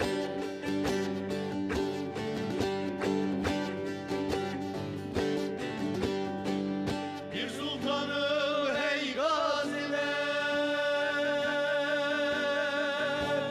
Ali, Ali, Ali, Ali, Ali, Ali medet. Bir sultanı hey gaziler, yürekte yarasızlar, taliple pirin arzular. Bülbül öter gül içinde, bülbül öter gül içinde, bülbül öter gül içinde. Eyvallah. Biraz sonra bir reklamımız olacak. Reklama gideceğiz. Ama var henüz bir eser daha seslendiririz bence. Şimdi Cemlerde tamam, Cem evlerinde daha doğrusu semah, bağlama öğretiyorsunuz. Peki mesela Cem'le alakalı bir eğitim veriliyor mu? 12 hizmet gibi Cem erkanıyla alakalı bir eğitim var mı? Genelde Bununla alakalı. 12 Yani bunu hizmeti sadece şey mi? Cem'in içinde mi öğreniyorsun bunu? Ya şimdi dedelerimiz genelde bu 12 hizmeti gösteriyor. Çünkü onun bir manası da var. O hizmeti yapmanın bir manası Yani Cem var. içinde mi gösteriyor? Cem için de değil, Cem'den önce gösteriliyor. Mesela Ya da hafta bunu, sonları bunu toplu- öğrenmek isteyenler, bu konuda bilgi almak isteyenler ne yapacak mesela? Nasıl başvuracak? Dedelerimize gelsin. Dedelerimiz genelde Cem evinde oluyor zaten. Gelsin, öğrenmek istediğini dile getirdiği zaman dedelerimiz onlara bir dosya veriyor ilk önce. Ondan sonra teker teker dedelerimiz onunla uygulamalı olarak gösteriyor. Ne manaya geldiği, işte hangi pire bağlı olduğu, bu konularda yardımcı oluyor. Bizim cemevinde en azından öyle. Kenan abilerin orada da garanti öyledir. Yani bütün cemevlerinde böyle bu yani. Bu genel olarak Genel zaten, olarak öyle. bu eğitimler veriliyor. Hafta sonları genelde. Yani zamanı tabii ayarlanıyor ama bu eğitimler var. Öğrenmek isteyen çok insan var çünkü. Dolayısıyla bu bir eğitim haline geldi. Evet, evet. Bir müfredatı bile var. Bununla ilgili özellikle İstanbul Cemevi'nde müfredatı da var. Çünkü bir eğitim gibi ciddi bir düzen içinde veriliyor. Dolayısıyla da bilmeyen, arzu eden, öğrenmek isteyen herkese de açık bu eğitimler. Öyle Bir yaşı yok onun yani. Onun yaşı bir yok. 25 yaşı Evet, falan yaşı yok. yok, cinsi Şimdi yok. ben yaptığım projelerde işte Cemevi'nde işte Semah belgeseli çektik, işte Zakir belgeseli Evet. çektik. Bu belgeselleri çekerken, araştırma yaparken falan bana bunlar çok soruluyor mesela. Bilmeyen, işte yani bunu öğrenmek için Alevi olması gerekmiyor yani. Tabii ki. Eyvallah. Konuda bilgi sahibi olmadığı için bana soran birçok kişi oluyor. Ben de hani sizin söylediğinizi söylüyorum genelde. Ama bunun cemevleri dışında sanırım direkt bir eğitimi var mı? Yani Ben yok de öyle. bilmiyorum. Değil mi? Cemevleri dışında Var, bir var. eğitim Diğer bir olarak vakıflarda falan böyle Evet, bir derneklerde, derneklerde işte. veriliyordu gibi ama hala var mı bilmiyorum. Hiç rastlamıyorum çünkü. evet yani rastlamıyoruz. Mutlaka kendi içinde yapanlar vardır ama biz bilmiyoruz. Öyle Yani söyleyeyim. programı izleyenlerden de eğer varsa vakıflar, derneklerde falan bize mesajla bilgilendirme yapabilir. Biz de buradan Duyurmuş söyleyelim. olalım. Tabii, Evet, duyurmuş olalım. insanları bilgilendirmiş olalım. Biraz sonra bir reklama gideceğiz ama reklam öncesinde bir dua zimam yapalım mı? Yapalım. Öyle girdik. Madem Ha, reklama da öyle evet. gidelim hocam. Ne diyorsunuz? Tamamdır hocam. Evet.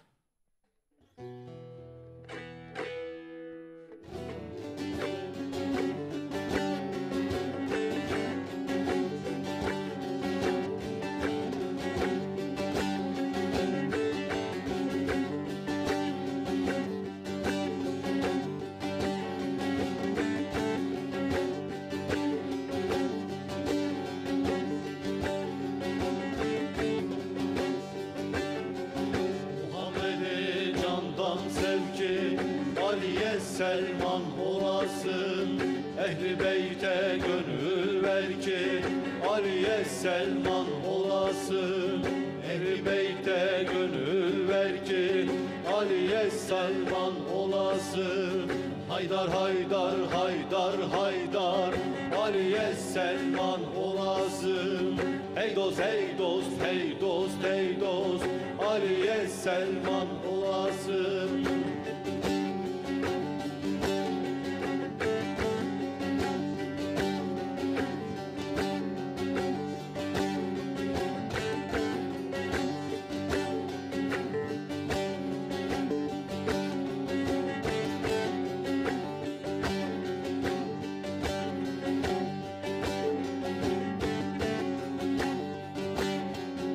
Muhammed'i hazır bil ki, canı hakka nazır bil ki, her gördüğü Hızır bil ki, Ali'ye Selman olasın.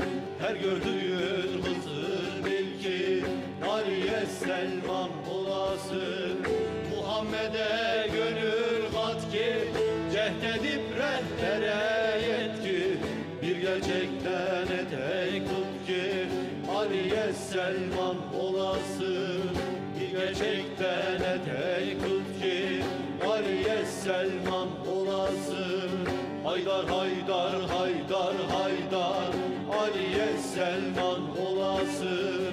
Hey dost hey dost hey dost hey dost, Ali'ye Selman olasın.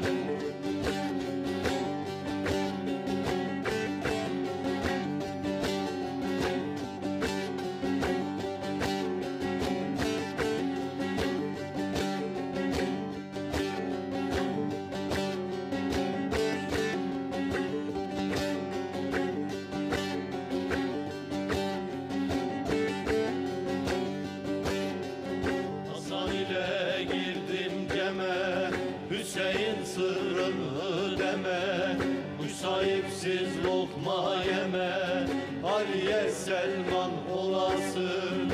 Kuş sahipsiz lokma yeme, Ali'ye Selman olasın. Zeynel Bakır Cafer Kazım, Rıza'ya bağlıdır özüm.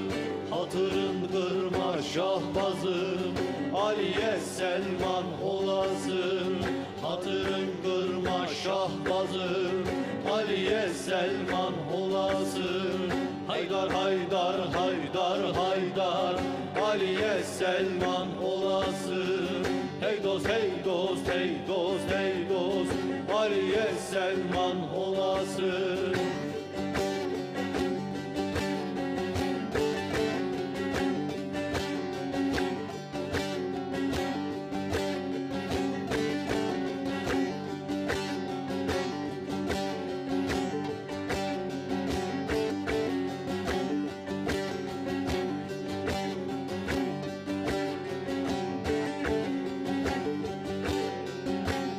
diyen akiye eriş, askeride biter her iş.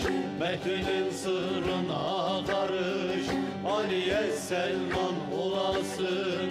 Mehdi'nin sırrına karış, Aliye Selman olasın. Şahatayım özün ırma, gerçekten gönlünü kırma. Her ademe sırrın verme, Aliye Selman olasın. Her ademe sırrın verme, Aliye Selman olasın. Haydar haydar haydar haydar, Aliye Selman olasın. Hey dost hey dost hey dost hey dost, Aliye Selman olasın. Eyvallah. Bir reklama gideceğiz tabii az sonra. Çağatay'dan ve öncesinde de Pir Sultan'dan bir deyiş dinlemiş olduk. Biz şimdi kısa bir reklam arası vereceğiz. O arada akortlarımızı da bir yapalım. Spotlardan dolayı malum akortlarımız da kaydı. Az sonra görüşeceğiz.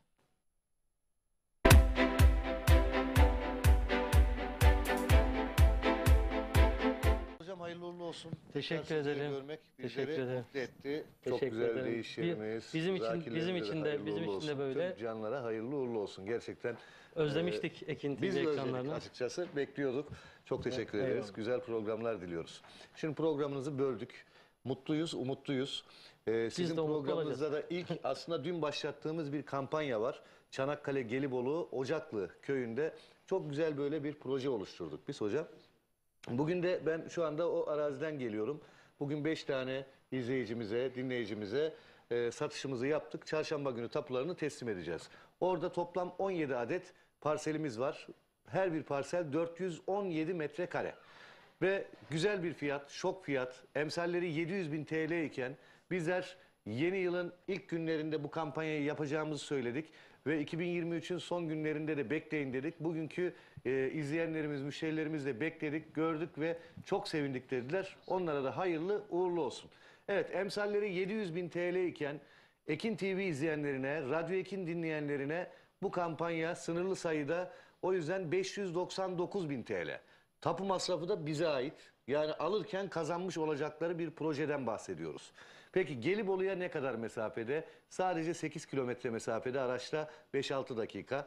İşte Güneyli ve Ocaklı yan yana zaten bitişik köylerden. Güneyli sahiliyle meşhurdur. Gerçekten herkesin çok sık ziyaret ettiği, yazın özellikle o sahili kullandıkları, Saros Körfezi'ni kullandıkları bir bölge. Güneyli'ye de 1,5 kilometre mesafede ve denize, yani Saros Körfezi'ne de yine aynı şekilde 1,5 kilometre mesafede. Denizi, Saros Körfezi'ni direkt net olarak görüyoruz. Sanki böyle ayağımızın dibinde adım atsak gidecekmişiz gibi, yani onu böyle tepeden, yüksekten görüyor. Hava dar, gerçekten çok güzel. Parsel direkleri çakılmış vaziyette. Onun haricinde her bir parselin ortasına numaralar belirlenmiş bir vaziyette. Bugün ben götürmüş olduğumuz izleyenlerimizin bakışlarında şunu hissettim açıkçası. Yani bizi iyi ki gelmişiz dediler. Daha iner inmez ben burayı alıyorum. Öbür izleyicimiz işte ben bu numarayı alıyorum diye hemen bizimle konuşmaya başladılar. Hani çok güzel bir yerden bahsediyorum açıkçası. Bugün gittik, yarın da servisimiz var. 5 tane verdik, kaldı 12. Yani artık değerlendirmek sizin elinizde. Ekran altında numaramız var. 417 metrekare. Evet, 417 metrekare, 599.000 TL. Yarın saat 10'da Beylikdüzü'nden servislerimiz kalkacak. Sizler de bu almayan, daha satışı olmayan 12 adet parselimizin sahibi olmak istiyorsanız geç kalmadan hemen şimdi yerinizi ayırttırın. Kaç kişi gelmek isterseniz ailenizle birlikte gelebilirsiniz. Yani oraya geldiğiniz zaman tekrar söylüyorum, gözlerinize inanamayacaksınız. Saros Körfezi ayaklarınızın altında, hemen yol kenarında ve metrekaresi de büyük. Yani kocaman bir alan sahibi oluyorsunuz ve bu da 700.000 lira değil, 599.000 TL. 0212 594 594 telefon numaramız. 0212 594 594'e bir çağrı atmanız yeterli. Yarın zaten gidiyoruz. Evet, hafta içi de servislerimiz mevcut ama bugün dediğim gibi 5 verdik. Belki yarın 10 tane vereceğiz, kalmayacak. Sonrasında pişman olmayın. Daha önceki yapmış olduğumuz projelerde alamadık diyenlerle çok karşılaştık. Keşke alsaydık diyenlerle çok karşılaştık. Çünkü Tarık Hocam bundan işte geçen sene biz 69 liraya verdiğimiz yer şu anda 359 bin liraya satılıyor. Yani farka bakar mısınız? Bir senede yani 69 bin liraya almış, 369 bin liraya şu anda satılan bölge. 300 bin lira. Biz de almadık ki o zaman. Yani siz de kaçırdınız. O zaman aslında size de söyledik. Evet. Gelmiştiniz değil mi siz de? Tabii geldim. Yani Geldim de buraları da kaçırmamak lazım. Yani o kadar net söyleyeyim. Gerçekten Saros Körfezi'nin özelliği kendi kendini temizlemesi. Su pırıl pırıl, berrak, sahil, villalar, her şey mevcut. hocam Hemen öyle yanında bir bağ evi anlatıyorsunuz var. ki programı bırakıp gidesim geldi. Ya benim bakar şu mısın an. suya hocam, bak suya bak, pırıl pırıl. Yani bir balık yüzse dibinde balığı görebilirsin. Yani o kadar diyorum size. Gerçekten çok güzel konumda. Ben sizlerden rica ediyorum. Vakit nakittir. Haftaya bırakmayın. Belki haftaya kar yağışı olacak. Ayın 12'sinden sonra kar yağışı bekleniyor. Yarın hava güzel. Hep birlikte gidelim. Yerinizi mutlaka beğeneceksiniz. Eğer ki bir birikiminiz varsa bunu da kaybetmeden gelin bu birikiminize biraz daha fazla katın ve bir arsa sahibi olun. Bu birikimde artsın. Çocuklarınız için artsın. Sizin için artsın. Pişman olmayacağınız bir proje. Suyun berraklığı işte hocam, bakar mısınız? Pırıl pırıl. Yani burada dediğim gibi Güneyli çok önemli bölge. Metrekareleri çok pahalı. Biz orada 1,5 kilometre ilerisindeyiz. Hemen yolun kenarında. Yani almamak için bir sebep yok. Bütün direkler dikili. Çapı, muvaffakatnamesi var. Hemen tapunuzu alıyorsunuz. Sonra ödeme yapıyorsunuz. Tapu masrafları bize metrekare ait. olarak da çok küçük değil. 417 metrekare. Evet. Yani biz burayı uyguna aldık hocam. Uyguna aldık ve 2023'ün son günlerinde dedik ki şu anda açıklamıyoruz. 2024'ün ilk günlerinde sürprizimiz olsun dedik. Sizler de o zaman son kez ben telefon numaramızı vereceğim. Değişlerimiz, türkülerimizle inşallah kıymetli zakirlerimizi ve hocamızı izleyeceğiz bizler de içeride. Şu anda arkadaşlar telefonlarımıza bakıyor. Geç kalmayın. Yarın topluca gideceğiz. Kaç kişi gelecekseniz söyleyin. Beylikdüzü'nden kalkacak ofisimiz. Hep birlikte gidelim. Ben de orada olacağım. Her şekilde sizlerle anlaşabiliriz. 0212 594 4 594 0212 594 4 594. Herkese güzel bir akşam diliyorum. İyi hafta sonları diliyorum. Biz de uğurlu geliriz umarım. Bizim İnşallah, programda da bakalım. yeni Sizin başlamış. izleyenlerinize de Evet. sürprizimiz olur. Sizin bir faydanız olur. İyi yayınlar diliyorum. İnşallah. Tekrar hayırlı İnşallah. olsun. Sağ olun Teşekkürler hocam. size de hepimize. Sağ olun. Hocam hayırlı uğurlu olsun. Teşekkür Tekrar sizleri ederim. Görmek Teşekkür bizleri ederim. mutlu etti. Çok Teşekkür güzel ederim. değiş yerimiz. Bizim için de hayırlı uğurlu olsun. böyle. Tüm canlara hayırlı uğurlu olsun. Gerçekten Özlemiştik Ekin biz TV de özledik ekranlarını. açıkçası. Bekliyorduk. Çok teşekkür ederiz. eyvallah. Güzel programlar diliyoruz. Şimdi programınızı böldük. Mutluyuz, umutluyuz. Sizin de umutlu programınızda da ilk aslında dün başlattığımız bir kampanya var. Çanakkale Gelibolu Ocaklı köyünde çok güzel böyle bir proje oluşturduk biz hocam. Bugün de ben şu anda o araziden geliyorum. Bugün 5 tane izleyicimize, dinleyicimize satışımızı yaptık. Çarşamba günü tapularını teslim edeceğiz. Orada toplam 17 adet parselimiz var. Her bir parsel 417 metrekare. Ve güzel bir fiyat, şok fiyat. Emsalleri 700.000 TL iken bizler yeni yılın ilk günlerinde bu kampanyayı yapacağımızı söyledik. Ve 2023'ün son günlerinde de bekleyin dedik. Bugünkü izleyenlerimiz, müşterilerimiz de bekledik, gördük ve çok sevindik dediler. Onlara da hayırlı uğurlu olsun. Evet, emsalleri 700.000 TL iken Ekin TV izleyenlerine, Radyo Ekin dinleyenlerine bu kampanya sınırlı sayıda, o yüzden 599.000 TL. Tapu masrafı da bize ait. Yani alırken kazanmış olacakları bir projeden bahsediyoruz. Peki Gelibolu'ya ne kadar mesafede? Sadece 8 kilometre mesafede, araçla 5-6 dakika. İşte Güneyli ve Ocaklı yan yana zaten bitişik köylerden. Güneyli sahiliyle meşhurdur. Gerçekten herkesin çok sık ziyaret ettiği, yazın özellikle o sahili kullandıkları, Saros Körfezi'ni kullandıkları bir bölge. Güneyli'ye de 1,5 kilometre mesafede ve denize, yani Saros Körfezi'ne de yine aynı şekilde 1,5 kilometre mesafede. Denizi, Saros Körfezi'ni direkt net olarak görüyoruz. Sanki böyle ayağımızın dibinde adım atsak gidecekmişiz gibi, yani onu böyle tepeden, yüksekten görüyor. Hava dar, gerçekten çok güzel. Parsel direkleri çakılmış vaziyette. Onun haricinde her bir parselin ortasından numaralar belirlenmiş bir vaziyette. Bugün ben götürmüş olduğumuz izleyenlerimizin bakışlarında şunu hissettim açıkçası. Yani bizi iki gelmişiz dediler. Daha iner inmez ben burayı alıyorum. Öbür izleyicimiz işte ben bu numarayı alıyorum diye hemen bizimle konuşmaya başladılar. Hani çok güzel bir yerden bahsediyorum açıkçası. Bugün gittik, yarın da servisimiz var. 5 tane verdik, kaldı 12. Yani artık değerlendirmek sizin elinizde. Ekran altında numaramız var.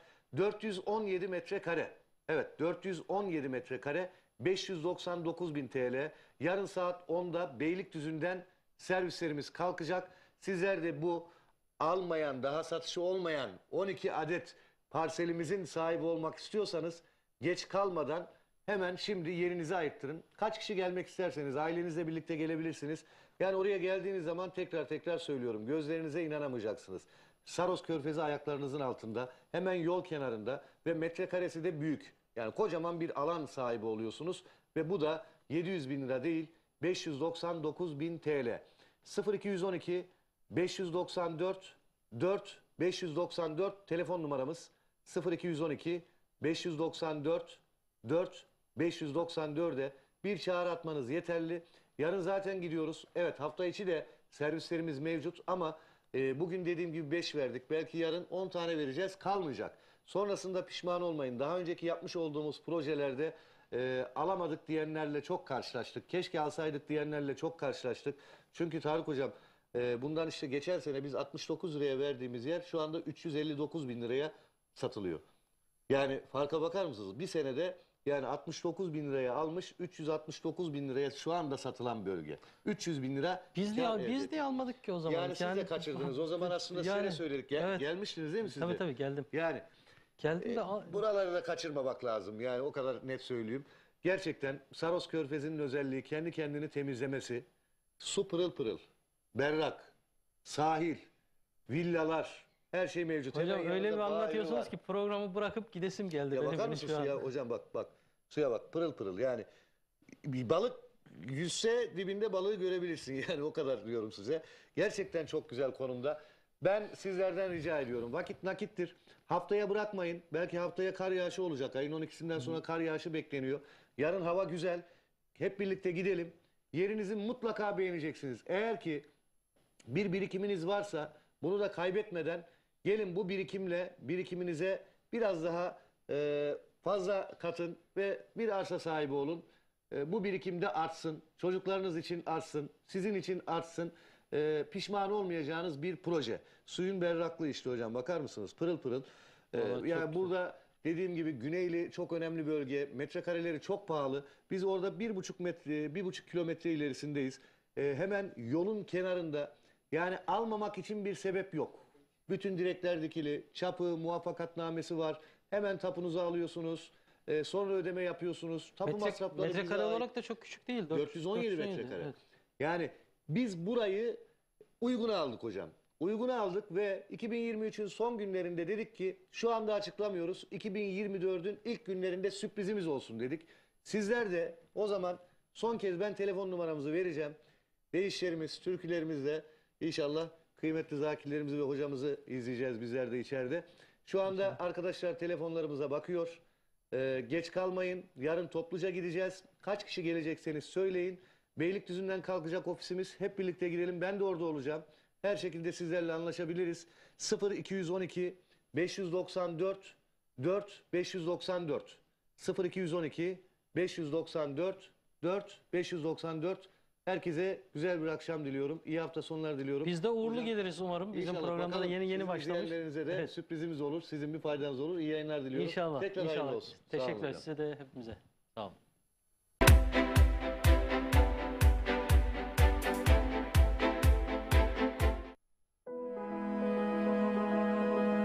Kimler oy kullanabilir? 18 yaşını dolduran her Türk vatandaşı oy kullanma hakkına sahiptir. Ancak kısıtlı olanlar, kamu hizmetinden yasaklı olanlar, silah altında bulunan erler, onbaşılar ve kıta çavuşları, her ne sebeple olursa olsun izinli bulunanlar da bu hükme tabidir. Askeri öğrenciler, taksirli suçlardan hüküm giyenler hariç ceza infaz kurumlarında hükümlü olarak bulunanlar oy kullanamazlar. Oyunuzu kullanın, Türkiye'nin geleceğinde söz sahibi olun.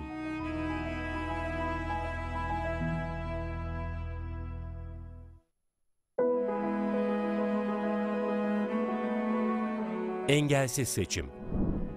Seçmen kütüğünde engelli kaydınız varsa veya 75 yaş ve üzeri seçmenseniz, sandığın konulduğu bina veya yapıların giriş katlarında oyunuzu rahatlıkla kullanabilirsiniz. Engelli kaydınızın bulunup bulunmadığını, Yüksek Seçim Kurulu'nun resmi internet sitesinin yurt içi seçmen sorgulama bölümünden, mobil uygulamasından, çağrı merkezinden veya e-devlet kapısından kontrol edebilirsiniz. Engelli kaydınız yoksa 4 Ocak'la 17 Ocak 2024 tarihleri arasında www.ysk.gov.tr adresinden temin edebileceğiniz engelli beyan formunun bizzat veya bir yakınınız tarafından ilçe seçim kurulu başkanlığına veya ilçe seçim kurulu başkanlığına iletilmek üzere muhtarlığa verilmesi yeterlidir. Oy kullanmak için engeliniz yok.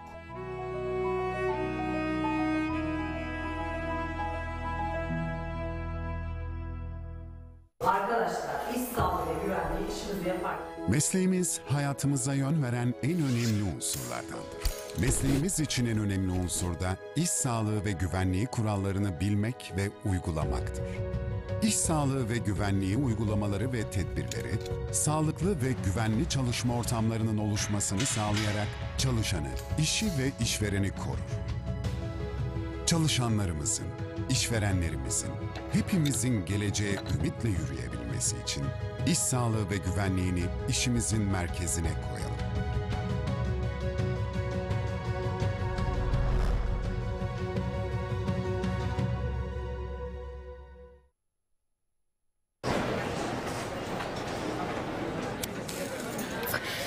Siz içmeseniz bile sigara dumanı boğazınızdan geçtiği anda akciğerlerinize zarar vermekle kalmaz. Trombositleri harekete geçirir, kan pıhtılaşmaya başlar ve atar damarlara zarar verir. Biriken plaklar kalbe kan akışını engeller. Bu durum inmeye ve kalp krizine neden olabilir. Hayatınız duman olmasın. Yeşilay.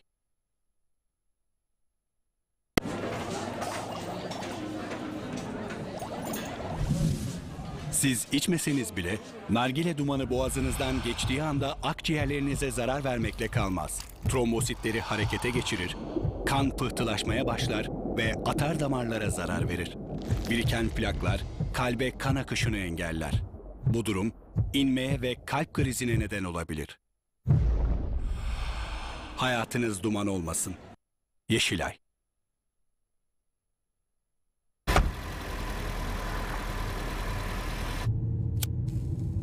Siz içmeseniz bile sigara dumanı boğazınızdan geçtiği anda akciğerlerinize zarar vermekle kalmaz. Trombositleri harekete geçirir, kan pıhtılaşmaya başlar ve atar damarlara zarar verir. Biriken plaklar kalbe kan akışını engeller. Bu durum inmeye ve kalp krizine neden olabilir. Hayatınız duman olmasın. Yeşilay.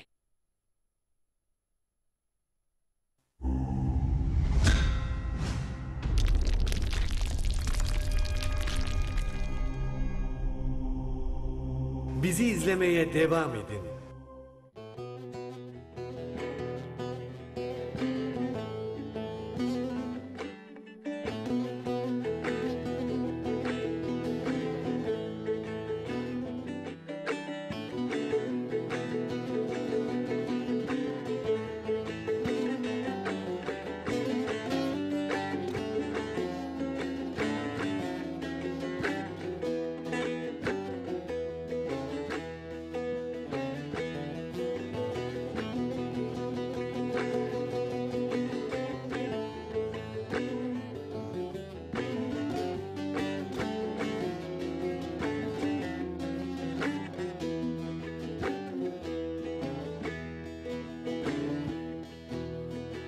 Baba kerpiç evden aldım zulamı. Gurbet mi burası yoksa sıla mı? Yitirdin dağlarda göçek balamı.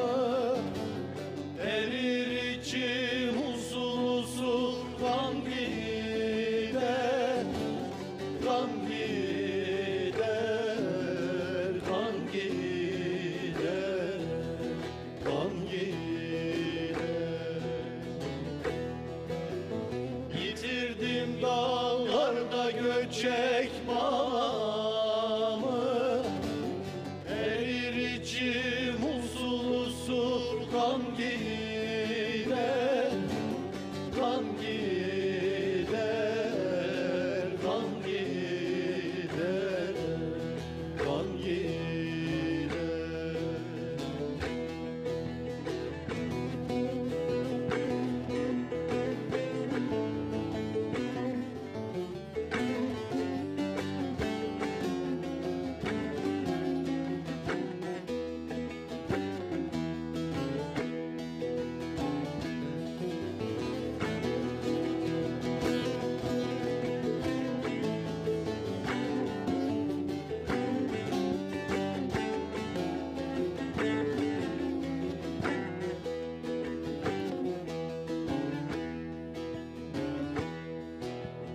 Düşmüşem artığa günler boyunca, söylerim sevdamı diller boyunca. Elimde kelepçe kollar boyunca, mahpuslarda yata yata gün gider, gün gider, gün gider, gün gider. Elimde kelepçe kollar boyunca, mahpuslarda yata yata gün gider, gün gider, gün gider, gün gider.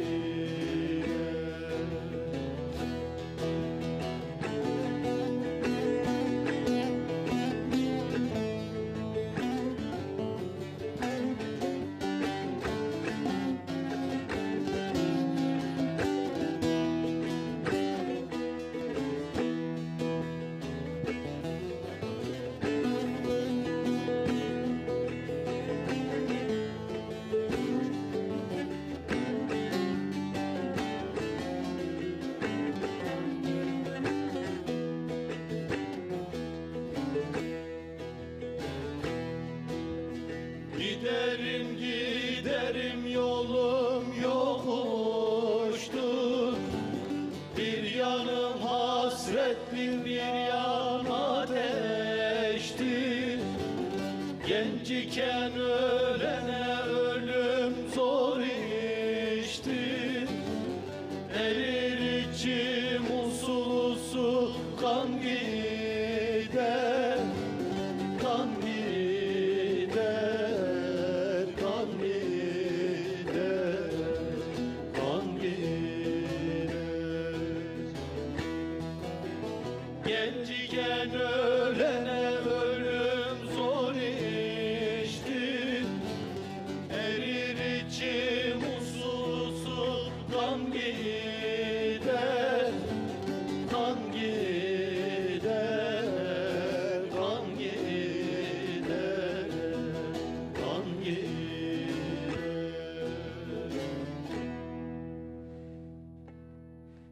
Eyvallah, kan gider. Genç ozanlarımızdan, bestecilerimizden, yaşayan ozanlarımızdan Lütfü Gültekin'e ait bir eser. Bu arada sponsorlarımız vardı. Hiç söyledik mi sponsorlarımız? Evet, bahsedelim hocam onlardan da. Evet, bence bahset. Kemal Çalışkan. Değil mi? Touch Forklift, evet. Diğer sponsorumuz da Kapsan Kalıp. Muharrem Kotan. Sayın Muharrem Kotan, evet. Benim bir kuaförüm var. O da asrın kuaförü abimiz, Hakan abimiz. Ona da selam gönderelim. Evet, sağ olsunlar. Hepsi de destek Sponsorum oluyorlar. değil ama bu hafta biraz şöyle elimi yüzümü düzeltti, sağ olsun. Tabii sponsorlarımız önemli bizim Tabii. için de. Sadece işin maddiyatından ziyade manevi olarak da Kesinlikle desteklerini bizim bizden esirgemiyorlar. yanımızda olan herkese sonsuz teşekkürlerimizi sunuyoruz. Yavaş yavaş programın sonuna geliyoruz. Tabii ki her güzel şeyin bir sonu var. Bizim programında tabii ki bir sonu var bugün için. Öncelikli olarak Ekin TV ailesine çok çok teşekkür ediyorum. Yanımızda oldukları için, bizi destekledikleri için gerek kameradaki arkadaşlarımız, gerek rejideki arkadaşlarımız, şu an ismini, gerçi hiçbirinin ismini saymadım da. Ha? İsim mi sayalım? Say. Tuğçe'ye, rejide Tuğçe'ye, Hayrettin abimize, Jimmy Jeep'te Murat abimize, hem de stüdyo şefimiz mi Doğukan? Evet. Stüdyo şefimiz ve kameramanlarımızdan birisi Doğukan'a. Aha. Makbule ablamıza, Cihat Bey'e ayrıca çok çok teşekkürlerimi sunuyoruz. Burada olmayan Emrah Bilici'ye, daha kim var? Dadali'ye. Dadali'ye de buradan selam gönderelim. Hocam bizi ekran başında izleyenler de var. Tabii dur ama büyük patrona da selam gönderelim. Ondan sonra ekran başında bizi izleyen herkese artık bize katlanıyorlar mı diyelim, bizi seviyorlar mı diyelim. Bugün bir de misafirlerimiz vardı. Mehmet Kaban buradaydı, evet, sağ olsun. Mehmet Kaban buradaydı. Ve buraya Bayram'la geldi, Bayram Çetin'le. Bayram'ın anne ve babası Tekirdağ'da, Yeni Çiftlik'te bizi izliyorlarmış. Evet. Sevgili Kemal Çetin ve eşi Leyla teyzemize buradan çok selamlar gönderelim. Ekran başında izleyenlerden biri de Mehmet Kaban'ın tüm ailesine de selamlarımızı evet, eyvallah. Satılmış büyük ve eşi, sevgili babası ve bacana Hasan abimiz bizi izliyorlar. Onlara da buradan gönül dolusu selamlar olsun. Her programda sağ olsunlar bizi takip ediyorlar. Bu ismini saydıklarımız. Tabii ki izleyen, mesaj atan, gönlüyle bizle birlikte olan herkese de buradan gönül dolusu selamlar gönderelim. Eksik olmayın. Sağ olun. Biraz mesaj okuyalım. Ben Batman'dan Zekeriya. Tarık kardeşime başarılar diliyorum. İyi yayınlar, iyi akşamlar. Tarık hocama Diyarbakır'dan selam olsun. Başarılarınız. Ya size buradan hep. Evet. Sizin evden son bölümdeymiş hocam. Sizin evden geliyor, bana Türkiye'den geliyor yani. Ne diyeyim? Hocam bir Sivas'ta var. İyi yayınlar. Ben Van'dan Seher, eşim Fehmi, canım oğlum Ensar için bir eser istiyorum demişler. Bana da selamlar olsun. Aşıklar Meclisi'nin güzel canlar, bu içi dop dolu program için sizlere binlerce teşekkür ederim. Aşk olsun, sizden de bir ricam olacak. Kırklar Sema'nı söyler misiniz demiş. Sizleri Ankara'dan arıyorum. Ben Mahmut Çeyiç. Bir de Kırklar Cem'ini diğer cimlerden farklılıklar hususunda bilgilendirirseniz mutlu olurum. Bunu başka programa bırakalım. Çünkü programın sonuna geldik. Evet, Ankara'ya da selam olsun. Evet, Ankara'ya selamlarımızı söyleyelim. İyi yayınlar Aylin Candan Kılıç. Ben sıradaki türküyü canımdan çok sevdiğim eşim İsmail'e iyi kime kabul olmuş duamı armağan ediyorum demişler. İyi yayınlar. Başta yeğenim Özgür Çalışkan'a. Yolun açık olsun. Höbek Baba yardımcın olsun. Amcam. Kenan ve Tarık Hoca'ya selamlar. Tekirdağ Murat'ta Celal Yüksel Çalışkan. Allah Celal amca bize demişler. selamlar. İyi akşamlar Tarık Hocam. Hepinizin ağzına yüreğine sağlık. Hızır yoldaşınız olsun. Eskişehir'den kucak dolusu sevgilerle demişler. Eyvallah. Türkiye'yi saymaya başladı. Türkiye'yi saymaya başladı. Eskişehir'e de selamlar olsun. Amasya Merzifon'dan selamlar, iyi yayınlar. Öncelikle tüm şehitlerimize Allah'tan rahmet, ailelerine sabır dileriz. Şekip Şahadoğru'nun bir türküsünü sizlerden dinlemek isteriz. Hasan Arife Öztürk demişler. Sivas Yıldızeli Yayla Göze köyünden iyi akşamlar. Özgür kardeşim olmak üzere değerli canlar. Başarılarınız daim olsun. Evet. Aslında biz istek programı değiliz aslında. İstek çalmıyoruz. Daha bir aşıklarımızın, halk ozanlarımızın eserlerini ama böyle türkü kıvamındaki eserleri tercih ediyoruz. Tabii ki istekler arasında bu kriterlere uygun eserler olursa bir sonraki haftalarda dile getirmeye çalışırız. Ama hani günlük böyle her programda istek yaptığımız, çaldığımız bir program değil. Ama tabii ki isteklerinizi yazabilirsiniz. Evet, programın sonuna geldik. Şefim, ne kadar zamanımız var? Var mı zamanımız? Diyorsunuz ki kanal sizin, devam edin. Tamam. Siz kapıları çekin, gidin o zaman. Biz bir istek var ama bunu yapıp yapmamakta biraz... Vallahi bence yapalım hocam. Tereddüt içerisindeyim. Sebahattin Ali'ye ait bir eser. Bununla çal. Öyle mi? Tabii. Sebahattin Ali'ye ait bir eser. Bu 2 haftadır istek gelen bir eser. Ali Ekber Eren'in bestesi. İleride türkü formunda olabilecek bir eser aslında. Bir deneyelim. Değil mi? Tabii.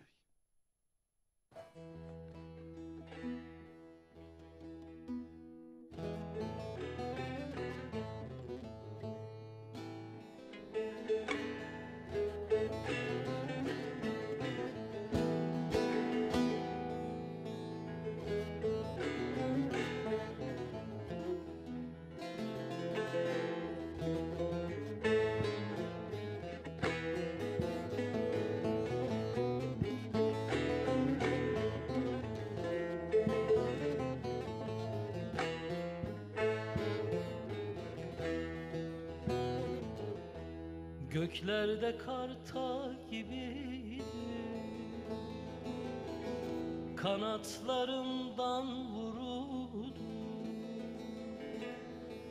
Mor çiçekli dağ gibiydi, bahar vaktinde kırıldı. Mor çiçekli dağ gibiydi, bahar vaktinde kırıldı. Yar olmadı bana dev, yar olmadı bana dev. Her günüm bir başka zehir, her günüm bir başka zehir. Mahpushanelerde de parmaklıklara sarıldı. Mahpushanelerde de parmaklıklara sarıl.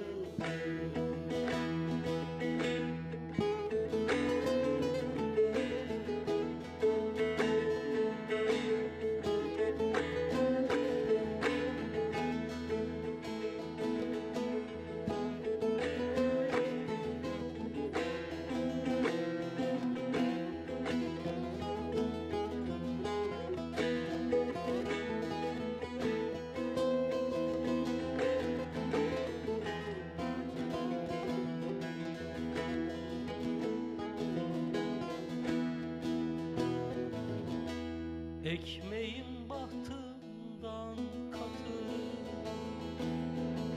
bahtım düşmanımdan kötü. Böyle kepaze hayatı sürüklemekte yoruldum. Böyle kepaze hayatı sürüklemekten yoruldum. Yar olmadı bana dev, yar olmadı bana dev. Her günüm bir başka zehir, bir başka zehir. Mahpushanelerde devir, parmaklıklara sarıl. Mahpushanelerde demir, parmaklıklara sarıldı. Eyvallah. Son bir eser yapacağız. Sonra veda ediyoruz. Bu eser de Kenan'ın çok sevdiği bir eser. Eyvallah. Peki hocam.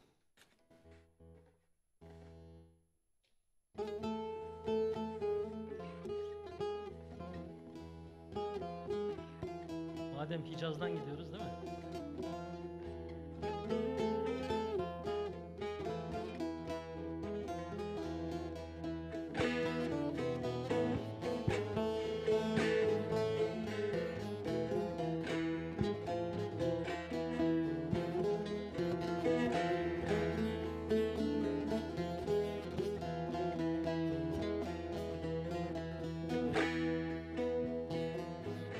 Urfa'nın etrafı dumanlı dağlar, aman aman.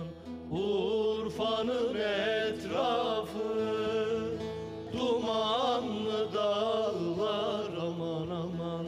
Ciğerim yanıyor, ey gözlerim ağlıyor.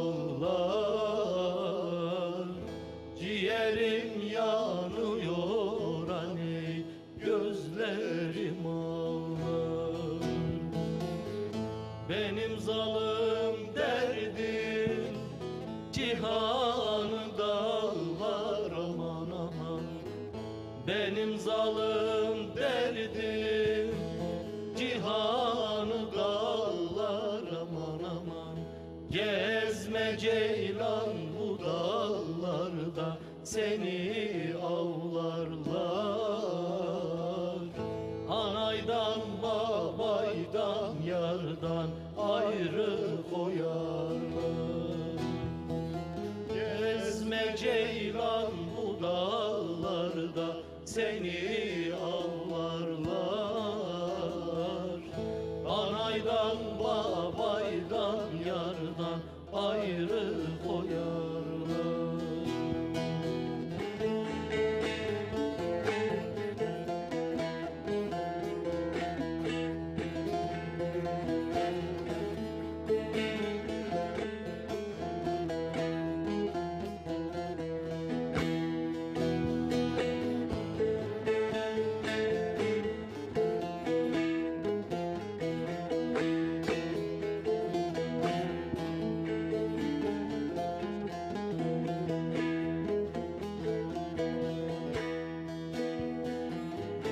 Urfa dağlarında gezer bir ceylan aman aman. Urfa dağlarında gezer bir ceylan aman aman. Yavrusun yitirmiş yar yar, ağlıyor yaman. Yavrusun yitirmiş yar yar, ağlıyor yaman. Benim bu derdime bulunmaz derman aman aman. Benim bu derdime bulunmaz derman aman aman. Gezme ceylan bu dağlarda, seni avlarlar. Anaydan babaydan yardan ayrı koyarlar. Gezme ceylan bu dağlarda, seni avlarlar. Anaydan babaydan yardan ayrı koyarlar. Gezme ceylan bu dağlarda, seni avlarlar. Anaydan babaydan yardan ayrı koyarlar. Sevmesini bilmem. Gezme ceylan bu dağlarda, seni avlarlar. Anaydan babaydan yardan ayrı Seven de koyarlar. gene sevmesini bilmem. Gezme ceylan bu dağlarda, seni avlarlar. Anaydan babaydan yardan ayrı koyarlar. Gezme ceylan bu dağlarda, seni Aman ellerime derse desin de, benim bu gönlüm ölmemiş ölmemiş yar yar. Ne cara ne cara, aman ne cara ne cara ne cara. Anaydan babaydan yardan ayrı Zaman sen güzelsin de seni seven bir çare. Gezme ceylan bu dağlarda, Yar yar yar seni avlarlar. ne cara. Anaydan Yar yar yar babaydan yardan ayrı koyarlar. Gezme ceylan bu dağlarda, seni avlarlar.